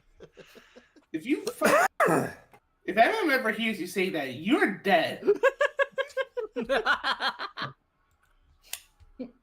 All right. Anywho, so as you all approach the offices, yeah, you can hear in one office, specifically this is where Dika's office would be. So yeah, you can hear that all the teachers are in there, and I guess I'm trying to think, like I guess stealth to be able to try to listen in without getting caught. Geez. Talana still rolls with advantage, by the way. Yeah. So. I don't have my sheet. I don't have my sheet up right now. But that's a natural 20. Yeah, I'd say that's fine. Yeah, because Tilana got a nat 22. Pacifico has a total of 7. Thanks, dice. Oof. I got a 18. 21. Can I, as a flavor, could I kind of like signal to Pacifico to give him advantage? Yeah, sure, why not? Savanto got a 26. Well, with advantage, Pacifico got a 19. I'd imagine that Pacifico was initially not really trying to be stealthy about it. Just looked like he actually belonged there. I got 21. 21. Oh, all right, yeah. So you guys are all passing. So yeah, you guys make your way towards the office to pretty much hear the commotion. And that's where Arkin is just like, all right, okay, I'm here. We're all here. So what's so important that you had to interrupt my class? And that's where you hear Dika say, "Arkin, sit down." Okay. Look, if it's about the music, it's like I can turn it down. I mean, yeah, I like it loud, but if it's bothering you guys, I can, that's not a problem. The mascots are gone. What? He's like, wait, what? The mascots for Mage Tower, they're gone. No, boy. He's like, hey, look, what do you mean they're gone? Look, I did what you asked. After the match, I gathered the mascots, I brought them to the pen right where you showed me, I put them in, and I closed the door. Well, they're not there anymore.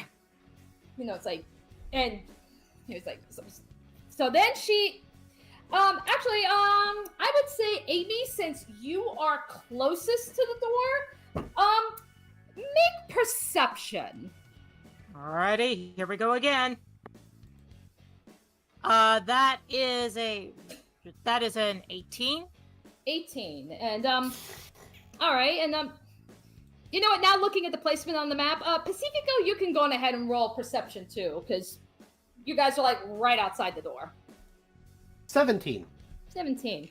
All right, so the two of you, seeing as how you're the closest to the door, yeah, you kind of peek in, and you can see Dika. She pulls out her Dragon Spy, and doing whatever configuration it is that she does. Yeah, you can see she kind of pulls up a screen, and the screen displays, what you can see is the pen where these mascots should be kept, and the pen is completely empty. Do I see any signs of forced entry?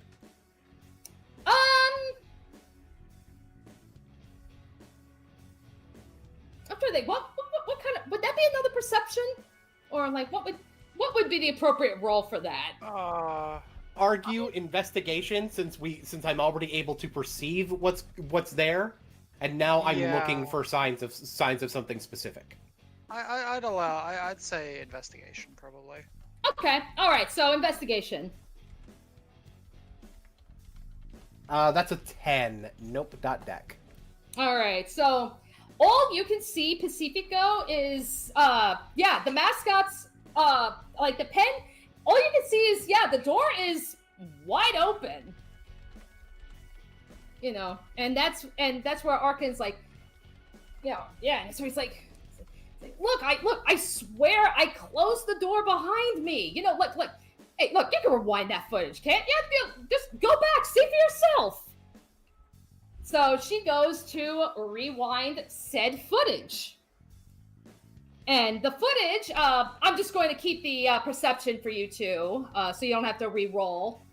Mm-hmm. So as the footage plays, the footage does indeed show Arkin bringing the mascots in one by one, and then as soon as they were all in, he closes the door. But then you notice that specifically the pest mascot, it starts attacking the other mascots. Starts like nipping, biting, pushing, and up until they get to the door, and the door just opens, and they just run right out. Do we happen to see which way each of the mascots went?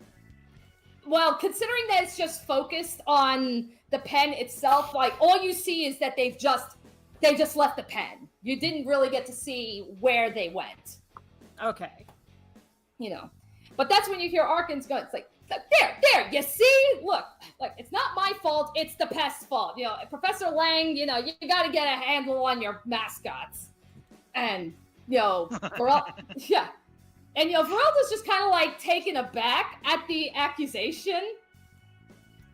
And then that's when you hear the demagogue saying, you know, regardless of its behavior, it was still your responsibility to close and lock the door. You may have closed it, but clearly with the force that between those mascots, they were able to break through. If you had just done that, this wouldn't be happening.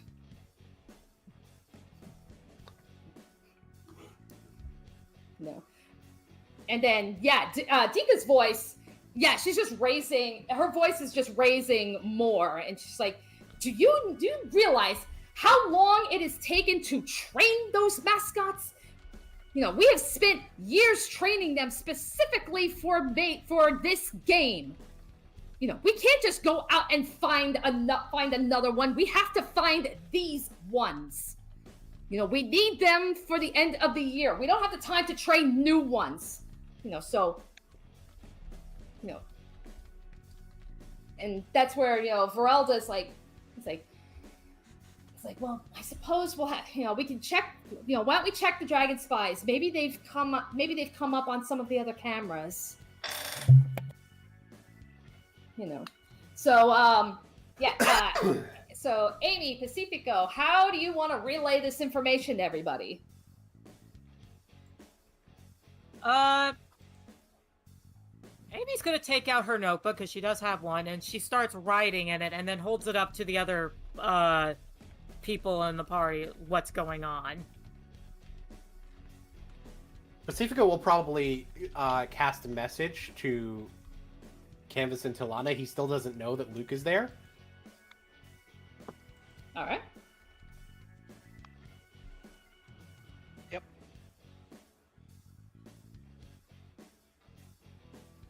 Alrighty. Canvas kind of like looks between the two and then over at Amy and just goes, "What do we do about it?" She writes in her message, like, book, like, and holds it up, like, we probably should go find them. Yeah. Yeah, like just seeing Amy's message. Yeah, Tiana's like, she's like, I agree, but we don't even know where they've gone. Like, they can be anywhere on campus. Well, we'll writes in the book again. We'll just have to start at the scene of the crime and then work our way around. Canvas creates a minor illusion to kind of, you know, speak this time, and it just comes out as like vapor that becomes words. And she just essentially writes out, I kind of want to step in and help out Arkin because they're kind of getting all annoyed with them, and it seems like there's something else going on. She writes in her book, let me and Pacifico handle this. And, like, she'll go up to the door and knock. Yeah. Pacifico will kind of get the message of her wanting to go up to the door and go up himself with the keys in hand. The moment they're doing that, Canvas is like, cool, my cover's not going to work anymore, and she darts out the thing and just gets Talana. Yeah. Yeah, she probably like grabs Tilana's hand and just runs. Yep. Okay. So at that knock at the door, you know, Dika, she's like, come back later. I have a very important question for the Professor Lang. Yeah, she's like, wait, Amy? I needed to get Professor Menexus' keys back. Yeah. Yeah, so then... Alright, so then, yeah, so Verelda, she just opens the door, and, you know, she's just like, it's like, Amy, now is not the best time. I apologize, I thought... She kind of looks away, like, kind of discouraged. It's like, Is everything okay? You know, and then she's just like "Oh, look, it's an ongoing situation. Like right now, I really can't talk about it. Is there anything I can do to help? Okay. And she's like, you by chance haven't seen the mascots from yesterday's practice, have you? No, I haven't. What? Why? What is it? Are they okay? That's like, yeah, it's like I'm sure it's nothing to worry about, but it's like, right now we're just trying to locate them. So just, and that's where like, you know what? Yeah, so that's where she just goes. She's like, she sees Pacifico and she's just like, it's like, oh, you have business with Mr. Menexus. Come on in. And then as she steps aside to let you in, Pacifico, so you can return the keys, everybody's eyes is just now, they're focused on Pacifico coming in. And that is where Verelda, probably through a message cantrip, she will tell Amy, the Mage Tower mascots have gone missing. They've broken out of their pen. she'll whisper back, "Do you want me to get the embassy together and we'll look for them?" That would be best, and I'll join. And as soon as this meeting is over, I can join you. All right, got it. I'll be back. By the way, Verolda, I do actually want to talk to you about something very important, but it can wait. All right. All right. She'll. All right. I'll be back. And with that, she'll start casually heading out. Alrighty. All right. Here you go. I made sure everything was properly secured and sanitized. Yeah. Thanks, buddy. Make a perception check. Actually, no, make an insight on this one.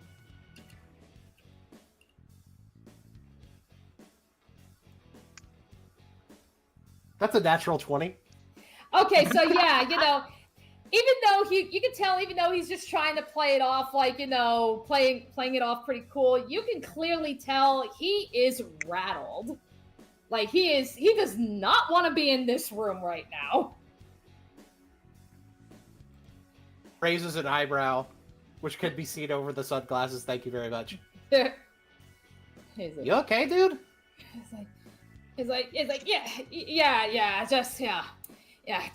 teacher stuff, just lots of paperwork and such, hey, and as you can see, everybody here, we got some Mage Tower stuff, so nothing to worry about. This is both eyebrows at mentioning that it was Mage Tower stuff. Mage Tower stuff? Did something happen? It's like, that's where, Deeko will just say, Deeko will just turn to you and she's like, is there anything else we can help you with, Mr. Whitewater?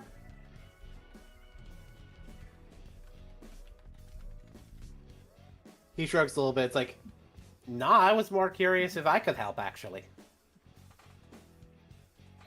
It's like, look. Yeah, she's just says, yeah, and that's where Arkin is like, he's like, hey, that'd be, why don't we get some help? He's like, it's like, Arkin, sit down, shut up. And he's just like, he just kind of shrinks in his chair. And she's just He's secretly a bean. Aww.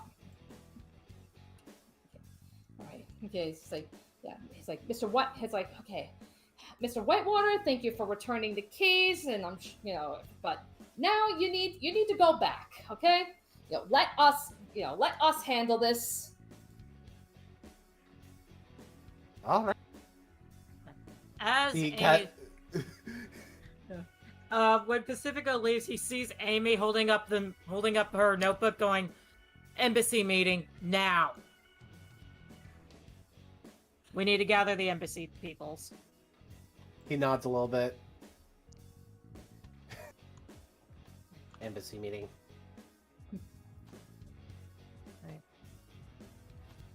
Amy's gonna go start summoning them, and probably is also gonna hit the Fire Jolt Cafe to look less suspicious. Okay.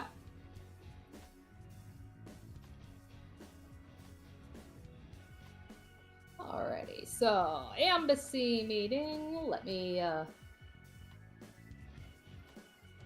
let me just make sure I got. Let me get the music pulled up.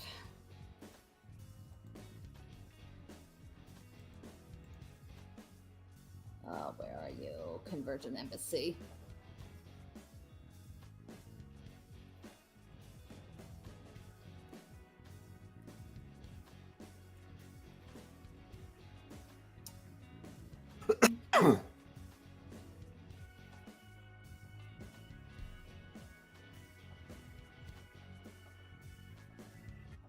Okay, there we go. Okay, so now let's... Alright, so we're pulling... So you're pulling... is it just between you guys, or are you pulling everybody? We pulling the stonks. Yeah, Pacifico would go get embassy members for this. Okay. Alrighty.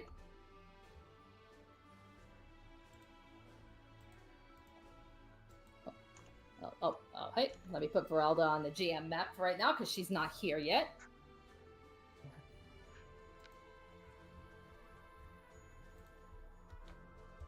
Alright. Okay. Where are you on this map? Oh. So I take it, like, despite all the hiding, you know, I would take it that Amy and Pacifico get Luke, Savanto, and MM anyways. Yeah. I'd imagine when Pacifico does end up finding Luke, he mentions about an embassy meeting. Luke just goes, "I know." I've been listening the entire time. Didn't you see me? No. Huh. I can't keep track of you all the time. Yeah. I like to imagine you find Luke first, and then you find Savanto and MM, and then they immediately go, you know. Oh, I knew those Worried two about, following like- us. I was more worried about, like, the situation itself than... Yeah, no, I was there the entire time. In fact, you were literally in front of the window that I was next to. Oh my god. How do you do that? I can climb walls. The walls are so smooth in Quandrix, though. Yeah, and I'm a Quandrix student. I know where the mathematical flaws in the brick are. All right, yeah, fair. All right. Alright, so yeah, so as everybody's gathering around, taking their seats.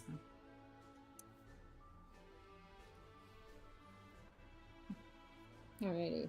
Yep. So as they're sitting around, Rubina, she'll be the first one to say, it's like, all right, okay, all right, everybody is here, everyone is accounted for.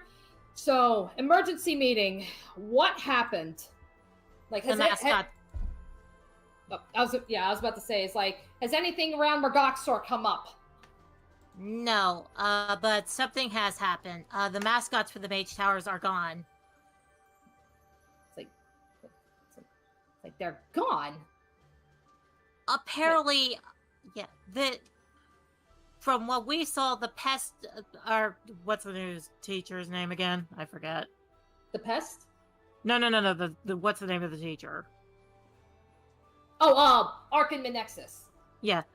Arkin was supposed to lock up the mage tower mascots up and didn't properly lock the door.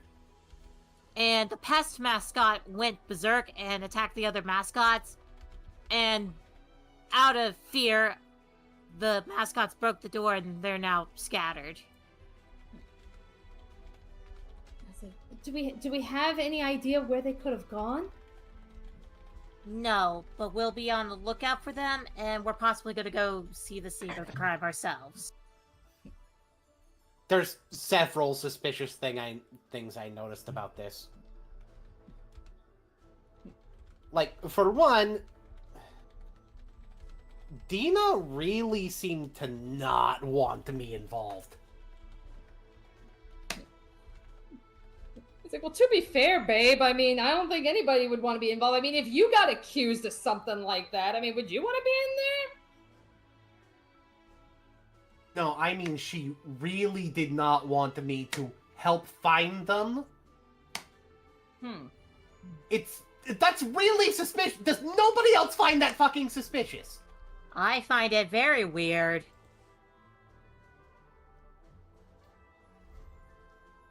Like, Professor Maybe we have the Menexus... same ring thing with them. Professor Menexus himself even pointed out that us helping would be a good idea.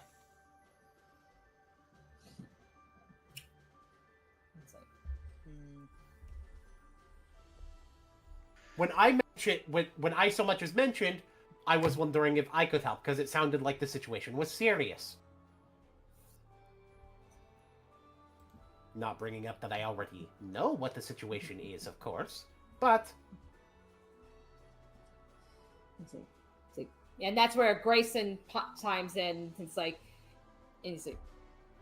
we don't even know if is this the thing about Mergoxor? Is this about this one other guy that you just brought up?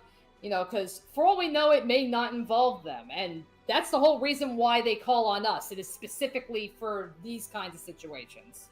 We also know that there is a shapeshifter that's after us. Amy shudders. It's not me, by the way. We know. No, not him. No, not him. Look,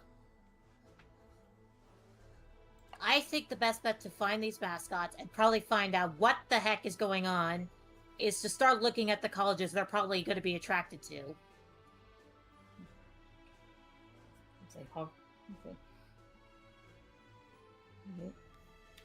Alrighty, then, alrighty then, so, thanks. Alright, so then I guess, who will be going where? Because we have several locations, we're gonna need to split up. I could go, well, I'm already going there anyway. I'm probably gonna go to Lorehold. I'll go to Silver Quill. I think me and Luke know Quandrix well enough. Shavadri's, Silver Quill, isn't she? Yes, she is. Alright. Kiha, do you want to come to Lorehold with me? Or MM, do you want to? I'm fine with either or. I'm going to go to Silver Quill. Alright. Yeah, it's like, to be fair, we'll probably need somebody over at Witherbloom. Now, I can cover that ground if needed. Alright. I could solo Lorehold, it's no problem. I'll be able to take care of Prismari.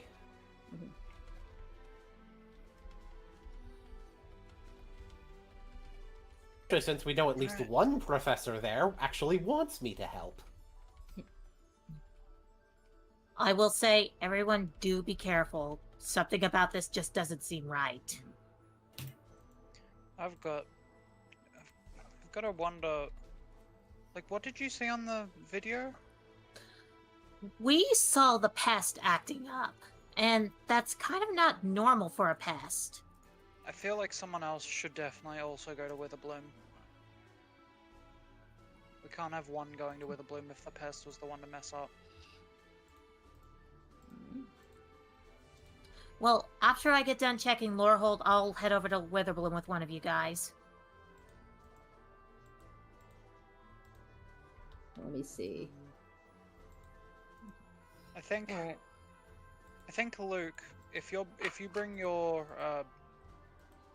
companions with you to Quandrix, I'm going to go with Kiha to Witherbloom just to make sure.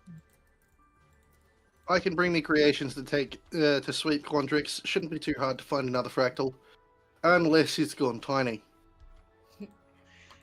Yes, that's my fear, actually. Yeah. Yeah. Alright. Alright. Then I'm going to Lorehold. Alrighty. Let's see. Alright, so...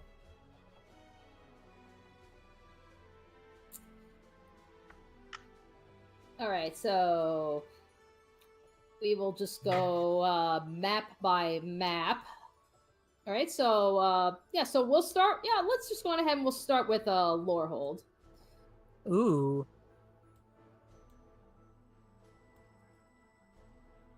Fancy schmancy. Okay, so Amy, as you're walking, kind of exploring, go on ahead and make some like investigation checks. Like I would say, investigation or nature, you know, because you're, yeah, you're just kind of like looking like all around like the rock, like the crags and such. All right, can somebody remind me what my nature and investigation is? Because, like I said, I don't want to open my sheet right now. Oh, All right. Well, let me look. Okay. Nature is +3, and investigation is a +3. All right, so either or. Alrighty, I'm going with nature. I'm feeling good with nature for some reason. It's the same. Yeah. 21. Alrighty, so as you're going around, you know, you're pretty much looking for any signs of the mascot. You know, you're looking specifically because the mascot is a stone chicken. So yeah, and that yeah, shouldn't be hard to spot.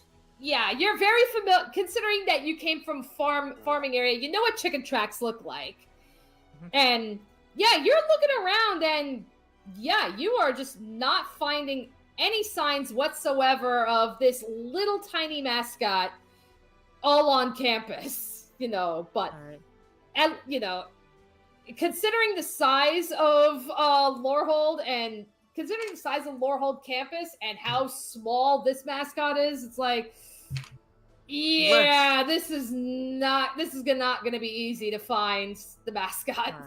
All right. But what if I thought like a chicken? If I was in this place, where would I go? Okay.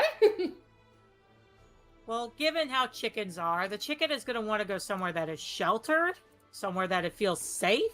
So it's probably going to be either in like some sort of cave or under some trees. Well, you can clearly see there's really no trees anywhere found on Lorehold campus. However, you know, as you can see, like, down like in this like canyony area below, I mean, yeah, there are literal buildings and pathways and such just built into the canyon itself. All right. Well, given chickens can't fly, it's probably going to be somewhere near the upper area. So Amy's going to be looking for like small crevices or something like that around the area. Okay. All right. And she'll be calling. And I imagine like some like random Lorehold students like just like passing by are probably looking at you like, what the hell is she doing? It's an ancient farm technique. Ancient the farm.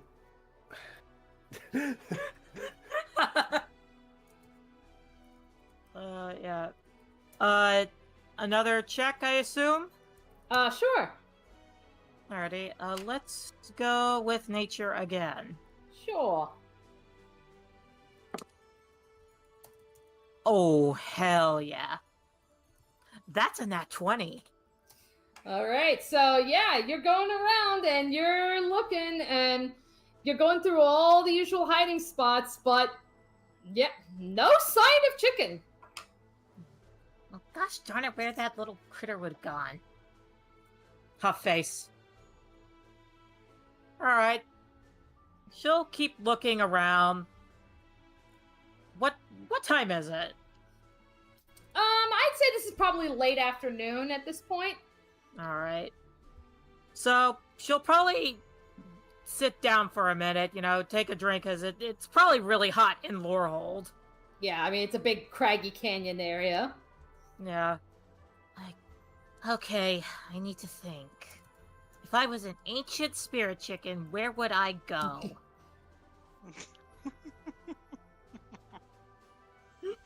She's going to find this chicken. If I was a chicken.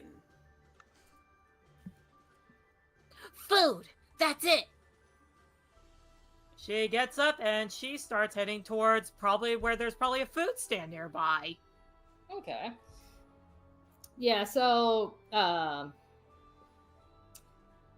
so, yeah, so you're gonna go looking for food. Let's actually, let's go around, let's, take a look and see what is everybody else doing during this time. So, let's go to Quandrix. Oh, hey, an ancient pigeon statue.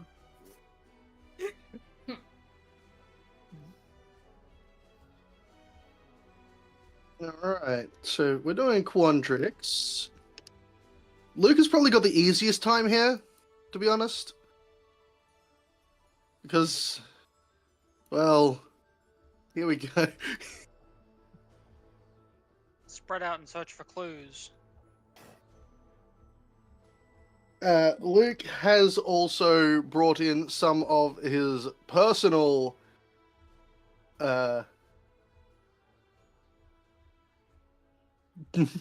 this is not going to be a hard task. If they're here. If they're here. It is more than likely that they would come here. Luke whistles,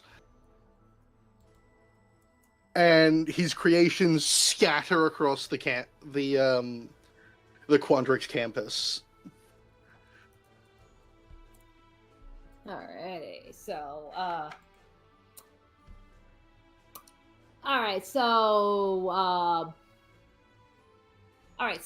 even though you got, like, all these guys, yeah, let's just have you just do one investigation check. Investigation. Okay, we are looking at a 19.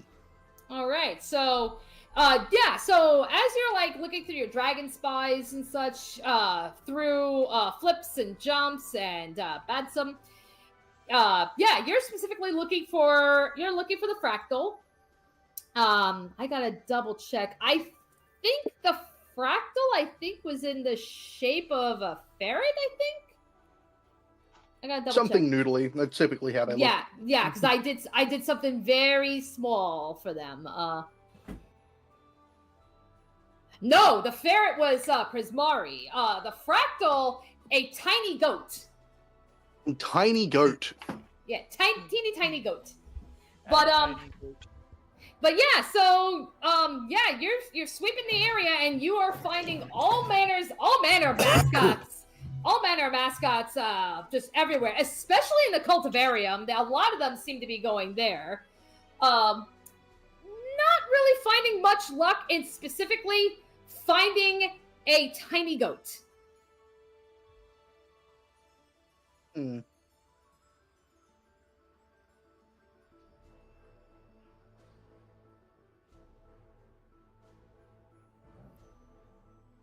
Okay. Anything else at this time? Well, as it's a goat, and typically they take on some aspects of their of what they're designed to look like. It's time to check the high spots. High spots, okay. All right, so I would imagine, yeah, those would probably be like the really tall spires. The spires, the top of Taurus Hall. Yeah, because they're just like, yeah, Quandrix is just littered with spires. So Makes sense they chose a fucking goat then. yeah.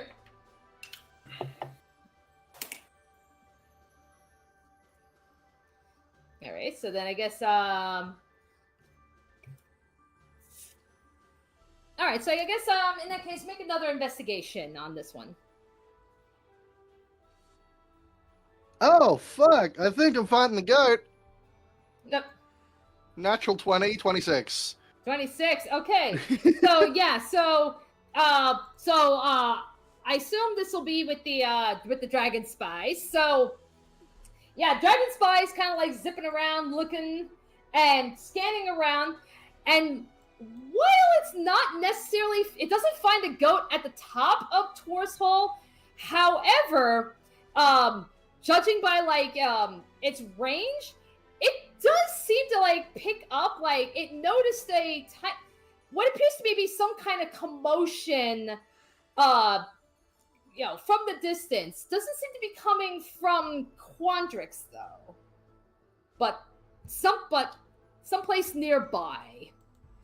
Where's it coming from?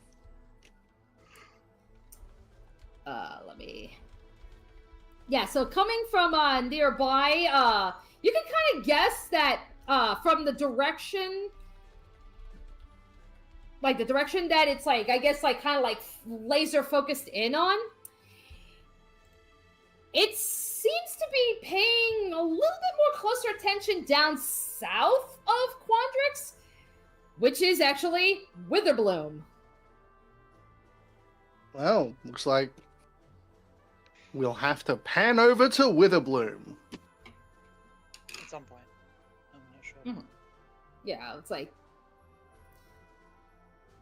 like, in the meantime, let's actually check with Prismari. Yes.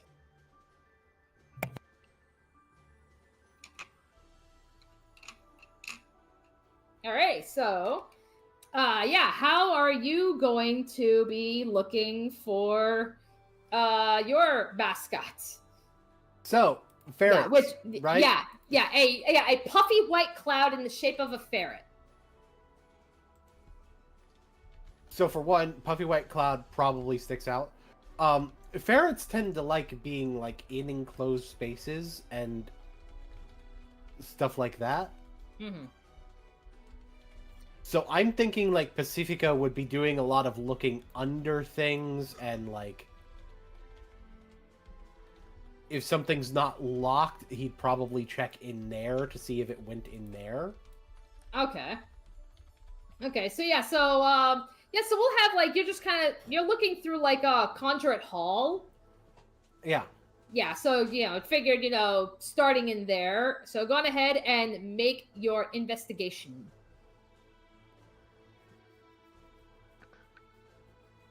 That is a 26. 26. So, yeah, you're definitely not seeing something in Conjurate Hall. No sign of ferret anywhere. However, you do know nearby there's a place called Opus Walk. And while Opus Walk, like, this is where, like, some, like, projects, like, previous projects that have been made here, but it's also where a lot of the elementals like to go. All right, so that is probably the next good place to check, is Opus Walk. All right.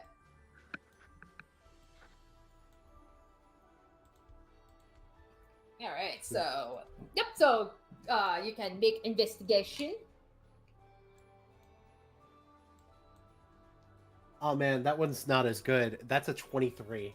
All right, so even though you don't see, once again, no sign of ferret, but you do notice, like, you kind of, like, look up in the air and you can see, of course, there's going to be some elemental mascots, like, in the shape of, like, flying creatures, like birds and hawks and shit. And, yeah, like, just looking up, you can see that, yeah, like, something's definitely got their attention. Like, they've picked up on something, in the distance. And I can imagine that with a 23, I'm able to determine a general direction of what in the distance they're looking at. Yeah, they're looking east. which of course east of oh, bless you. So yeah, east of Prismari, that would also be Witherbloom. Oh no! Oh fuck! That means I'm the only one that doesn't know. Fuck! Well, there's Pacifico. still there's still Silverquill. Yeah, Pacifico is probably going to end up heading that way. Alrighty. So in the meantime, Silverquill.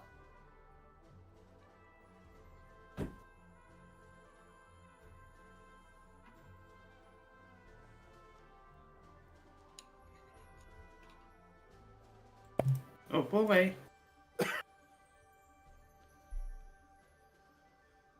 Okay, so do I just put my token anywhere? Yeah, wherever it is you're looking for. I'll put my here. Alrighty, so yeah, as you walk into Silverquill, you know, of course, on campus, there are Inklings flying everywhere. Usually, Inklings are strictly black or strictly white. The one for Mage Tower, it is a blob that is both white and black. Like, one side You keep on saying Inkling. Yeah, it's like, one side of it is white and the other side is black. So it's a mascot that's got both colors, which is pretty rare. Yeah, pretty that's what I'm rare. thinking. Anyways, investigation. Investigations. Okay, that's a 19. All right, so yeah, you're just kind of like walking around. You're just trying to look for any sign of a like a mascot that's got both of the colors, and yeah, you're really not finding any much luck. It's just the black ones, or it's just the white ones. Yeah, nice. Man.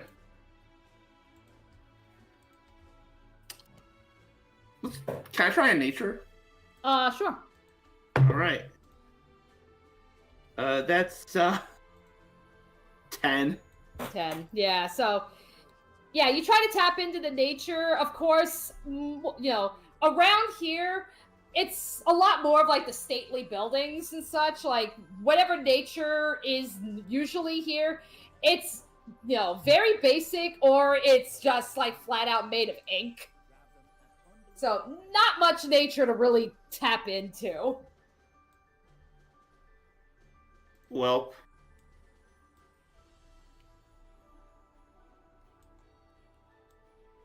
So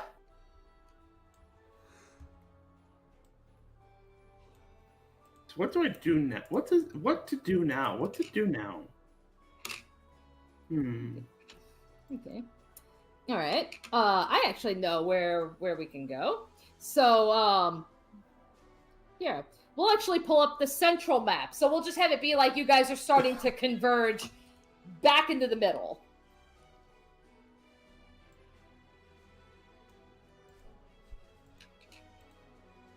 I think MM is to stick around until she finds it. Until someone says that until someone finds it themselves. Okay. Oh my gosh, it's so hot in the world right now. There's some shit happening down in fucking Witherbloom. Yeah, I noticed that too. I didn't notice anything.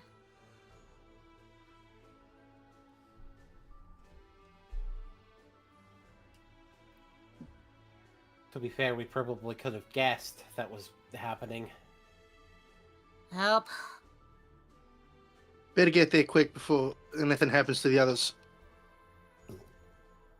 Right. Let's go. Alrighty, so... I'm not 100... Okay, so I was going the right direction. Yeah. Alright. So as you begin to make your way towards Witherbloom, yeah, you'll actually see Professor Lang is waiting at the entrance. Hey, Professor. Hey, Professor Lang. He holds out his fist.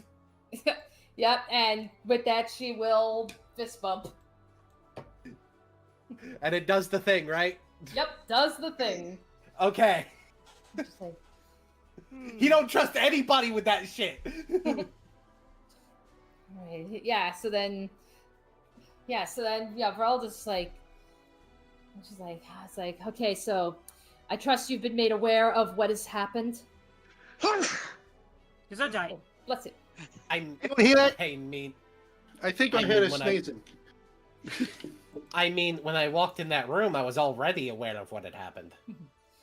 Yeah, but I mean, of course, the specifics.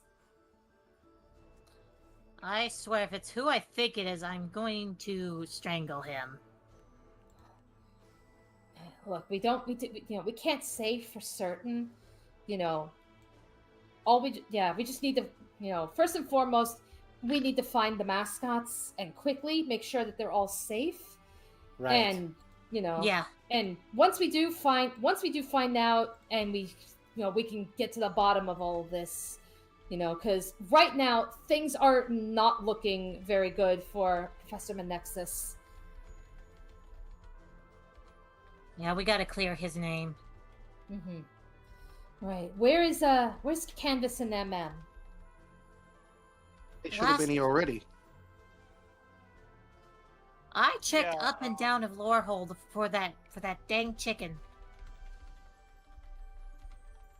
Would Canvas have had a chance to look around? I imagine, if anything, you're probably in, Widdershin's Hall. Yeah. Just throw Canvas over there. Okay. Canvas and MM should be here already.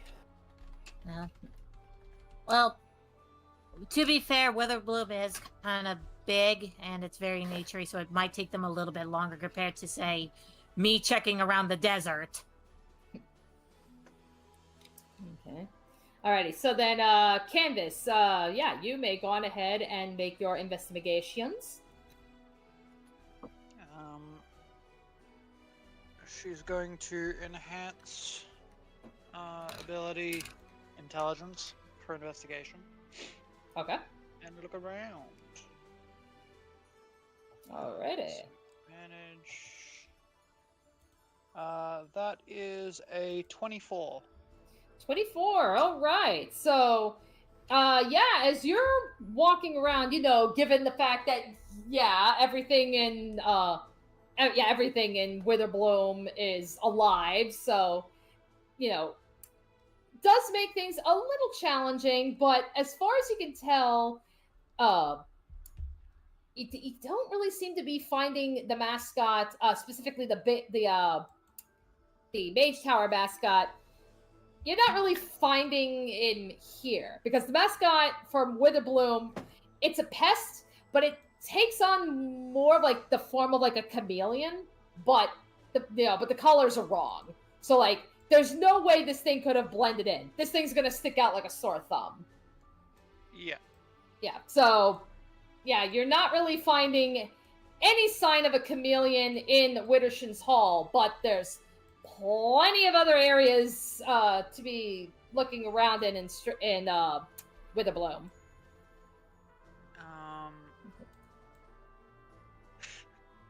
I love that there's a place called the Detention Bog. Let us pray we never have to go there. Yeah, so she's gonna go to. Actually, she likely started in Sedgemoor, considering that's where the base is. That's true, yeah. Yeah, so she just kind of went back. She just kind of went backwards. So went through Sedgemoor, went to Widdershin's Hall, and it's just no sign anywhere. But I will say, as you exit Widdershin's Hall, it's that is where you see, you start to see the little gathering. So you can see Luke and his creations. Yeah, you can see Luke and his creations. You can see Savanto, Pacifico, Amy, Professor Lang is there. No MM yet.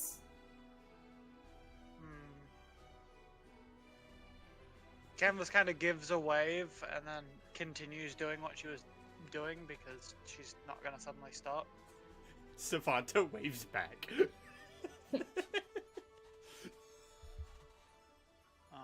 Unless someone gets her attention, otherwise she is going to continue her search because she hasn't been told to stop.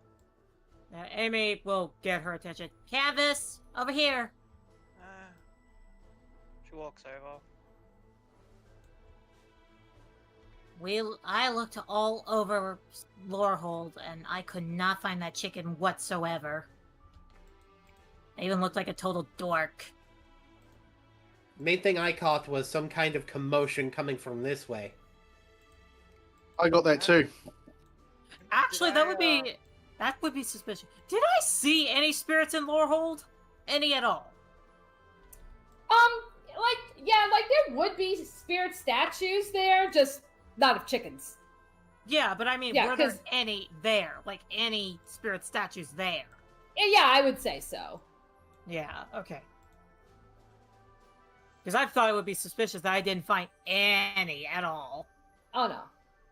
It's like all the mascots are present in the colleges. It's just again, not the one you're looking for. Right. Darn chicken.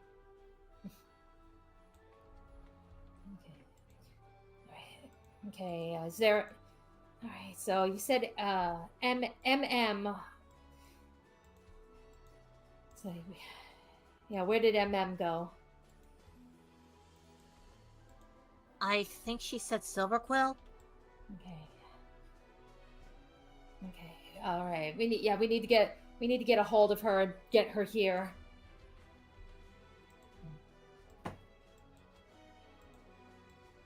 You guys want me to go get her? I can go get her. All right. Pacifico doing his usual running around everywhere.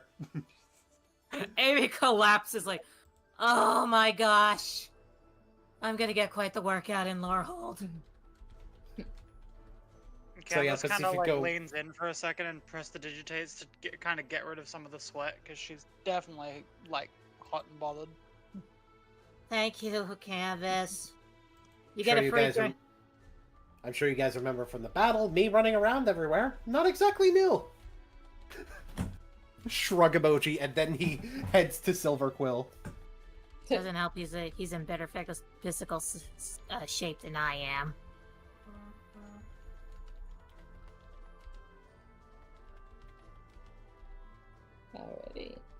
Alright, so then we can have it be like, some time passes by, and then Pacifico returns with an MM. We do the ring thingy with them, M. We do the Pacifico what thing? probably would have already done the ring thingy with MM.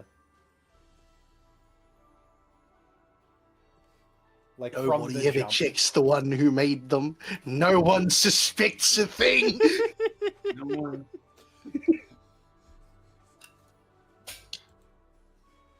Hang on a second. Pacifico will go to fist bump Luke. Luke will reciprocate, obviously. And it's real, right? Yes. Okay. Luke is real. Just love that. You're checking everyone, and no one thinks to check the person who made them. Savanto, I think Pacifico in particular. I think Pacifico in particular would be super paranoid about checking people. Savanto fist bumps himself. Oh my gosh, Savanto, you are such a dork. He just gives you a thumbs up.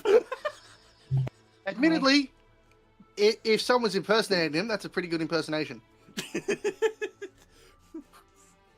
All right, so from what I could gather, this is probably the last place to look.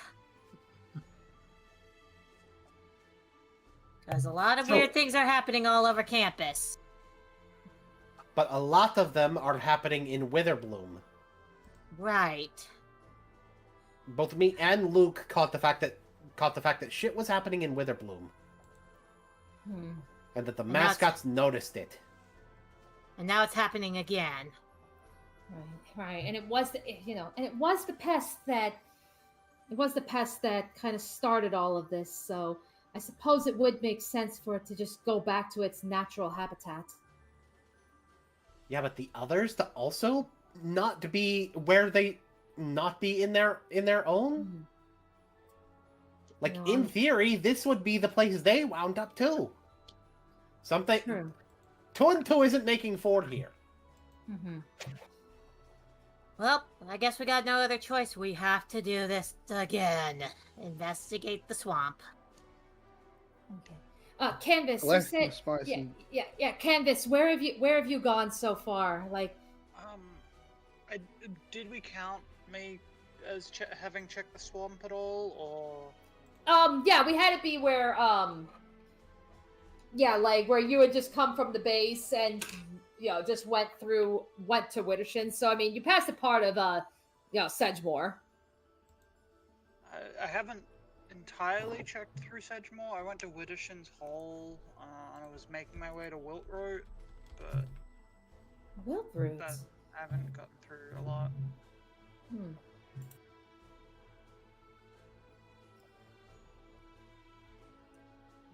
Alright. Oh boy, we're going back through there again. We frequently go there to go... whatever. Amy, you didn't grow up with ancient enemies of war that lived in a swamp. I don't want to hear it. I'm not. Our base is in the swamp. That's what Yeah, I was I know. saying. Exactly. If I can look past it, you can too. That's why I said I don't want to fucking hear it. Yes, Right. prestidigitation is a very useful spell. Yes. You'll be fine. I'm sure we're all gonna be fine as long as we stick together as a team. You see MM walking away alone. We should keep up with her.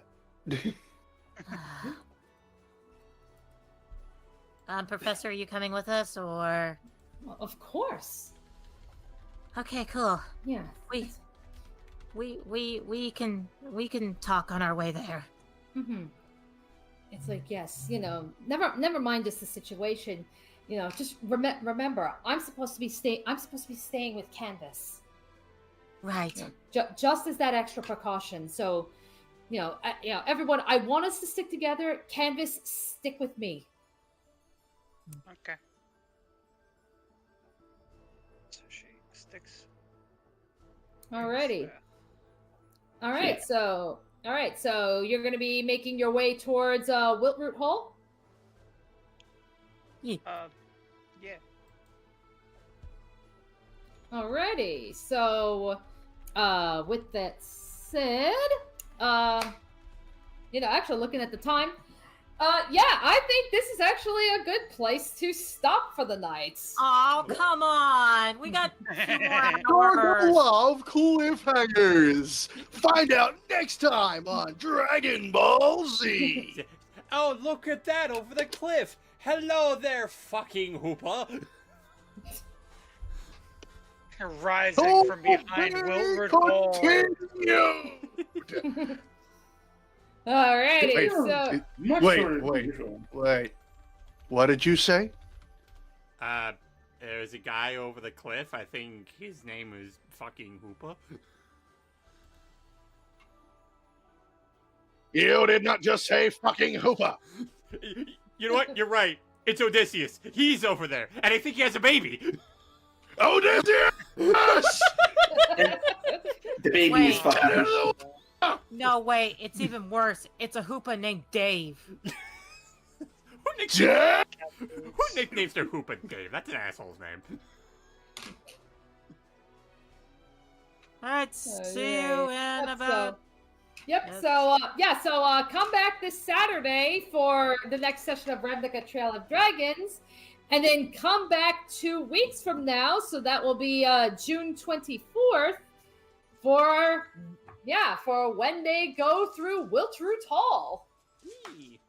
It's dungeoning time! Yay. All right. So have a good evening, everybody.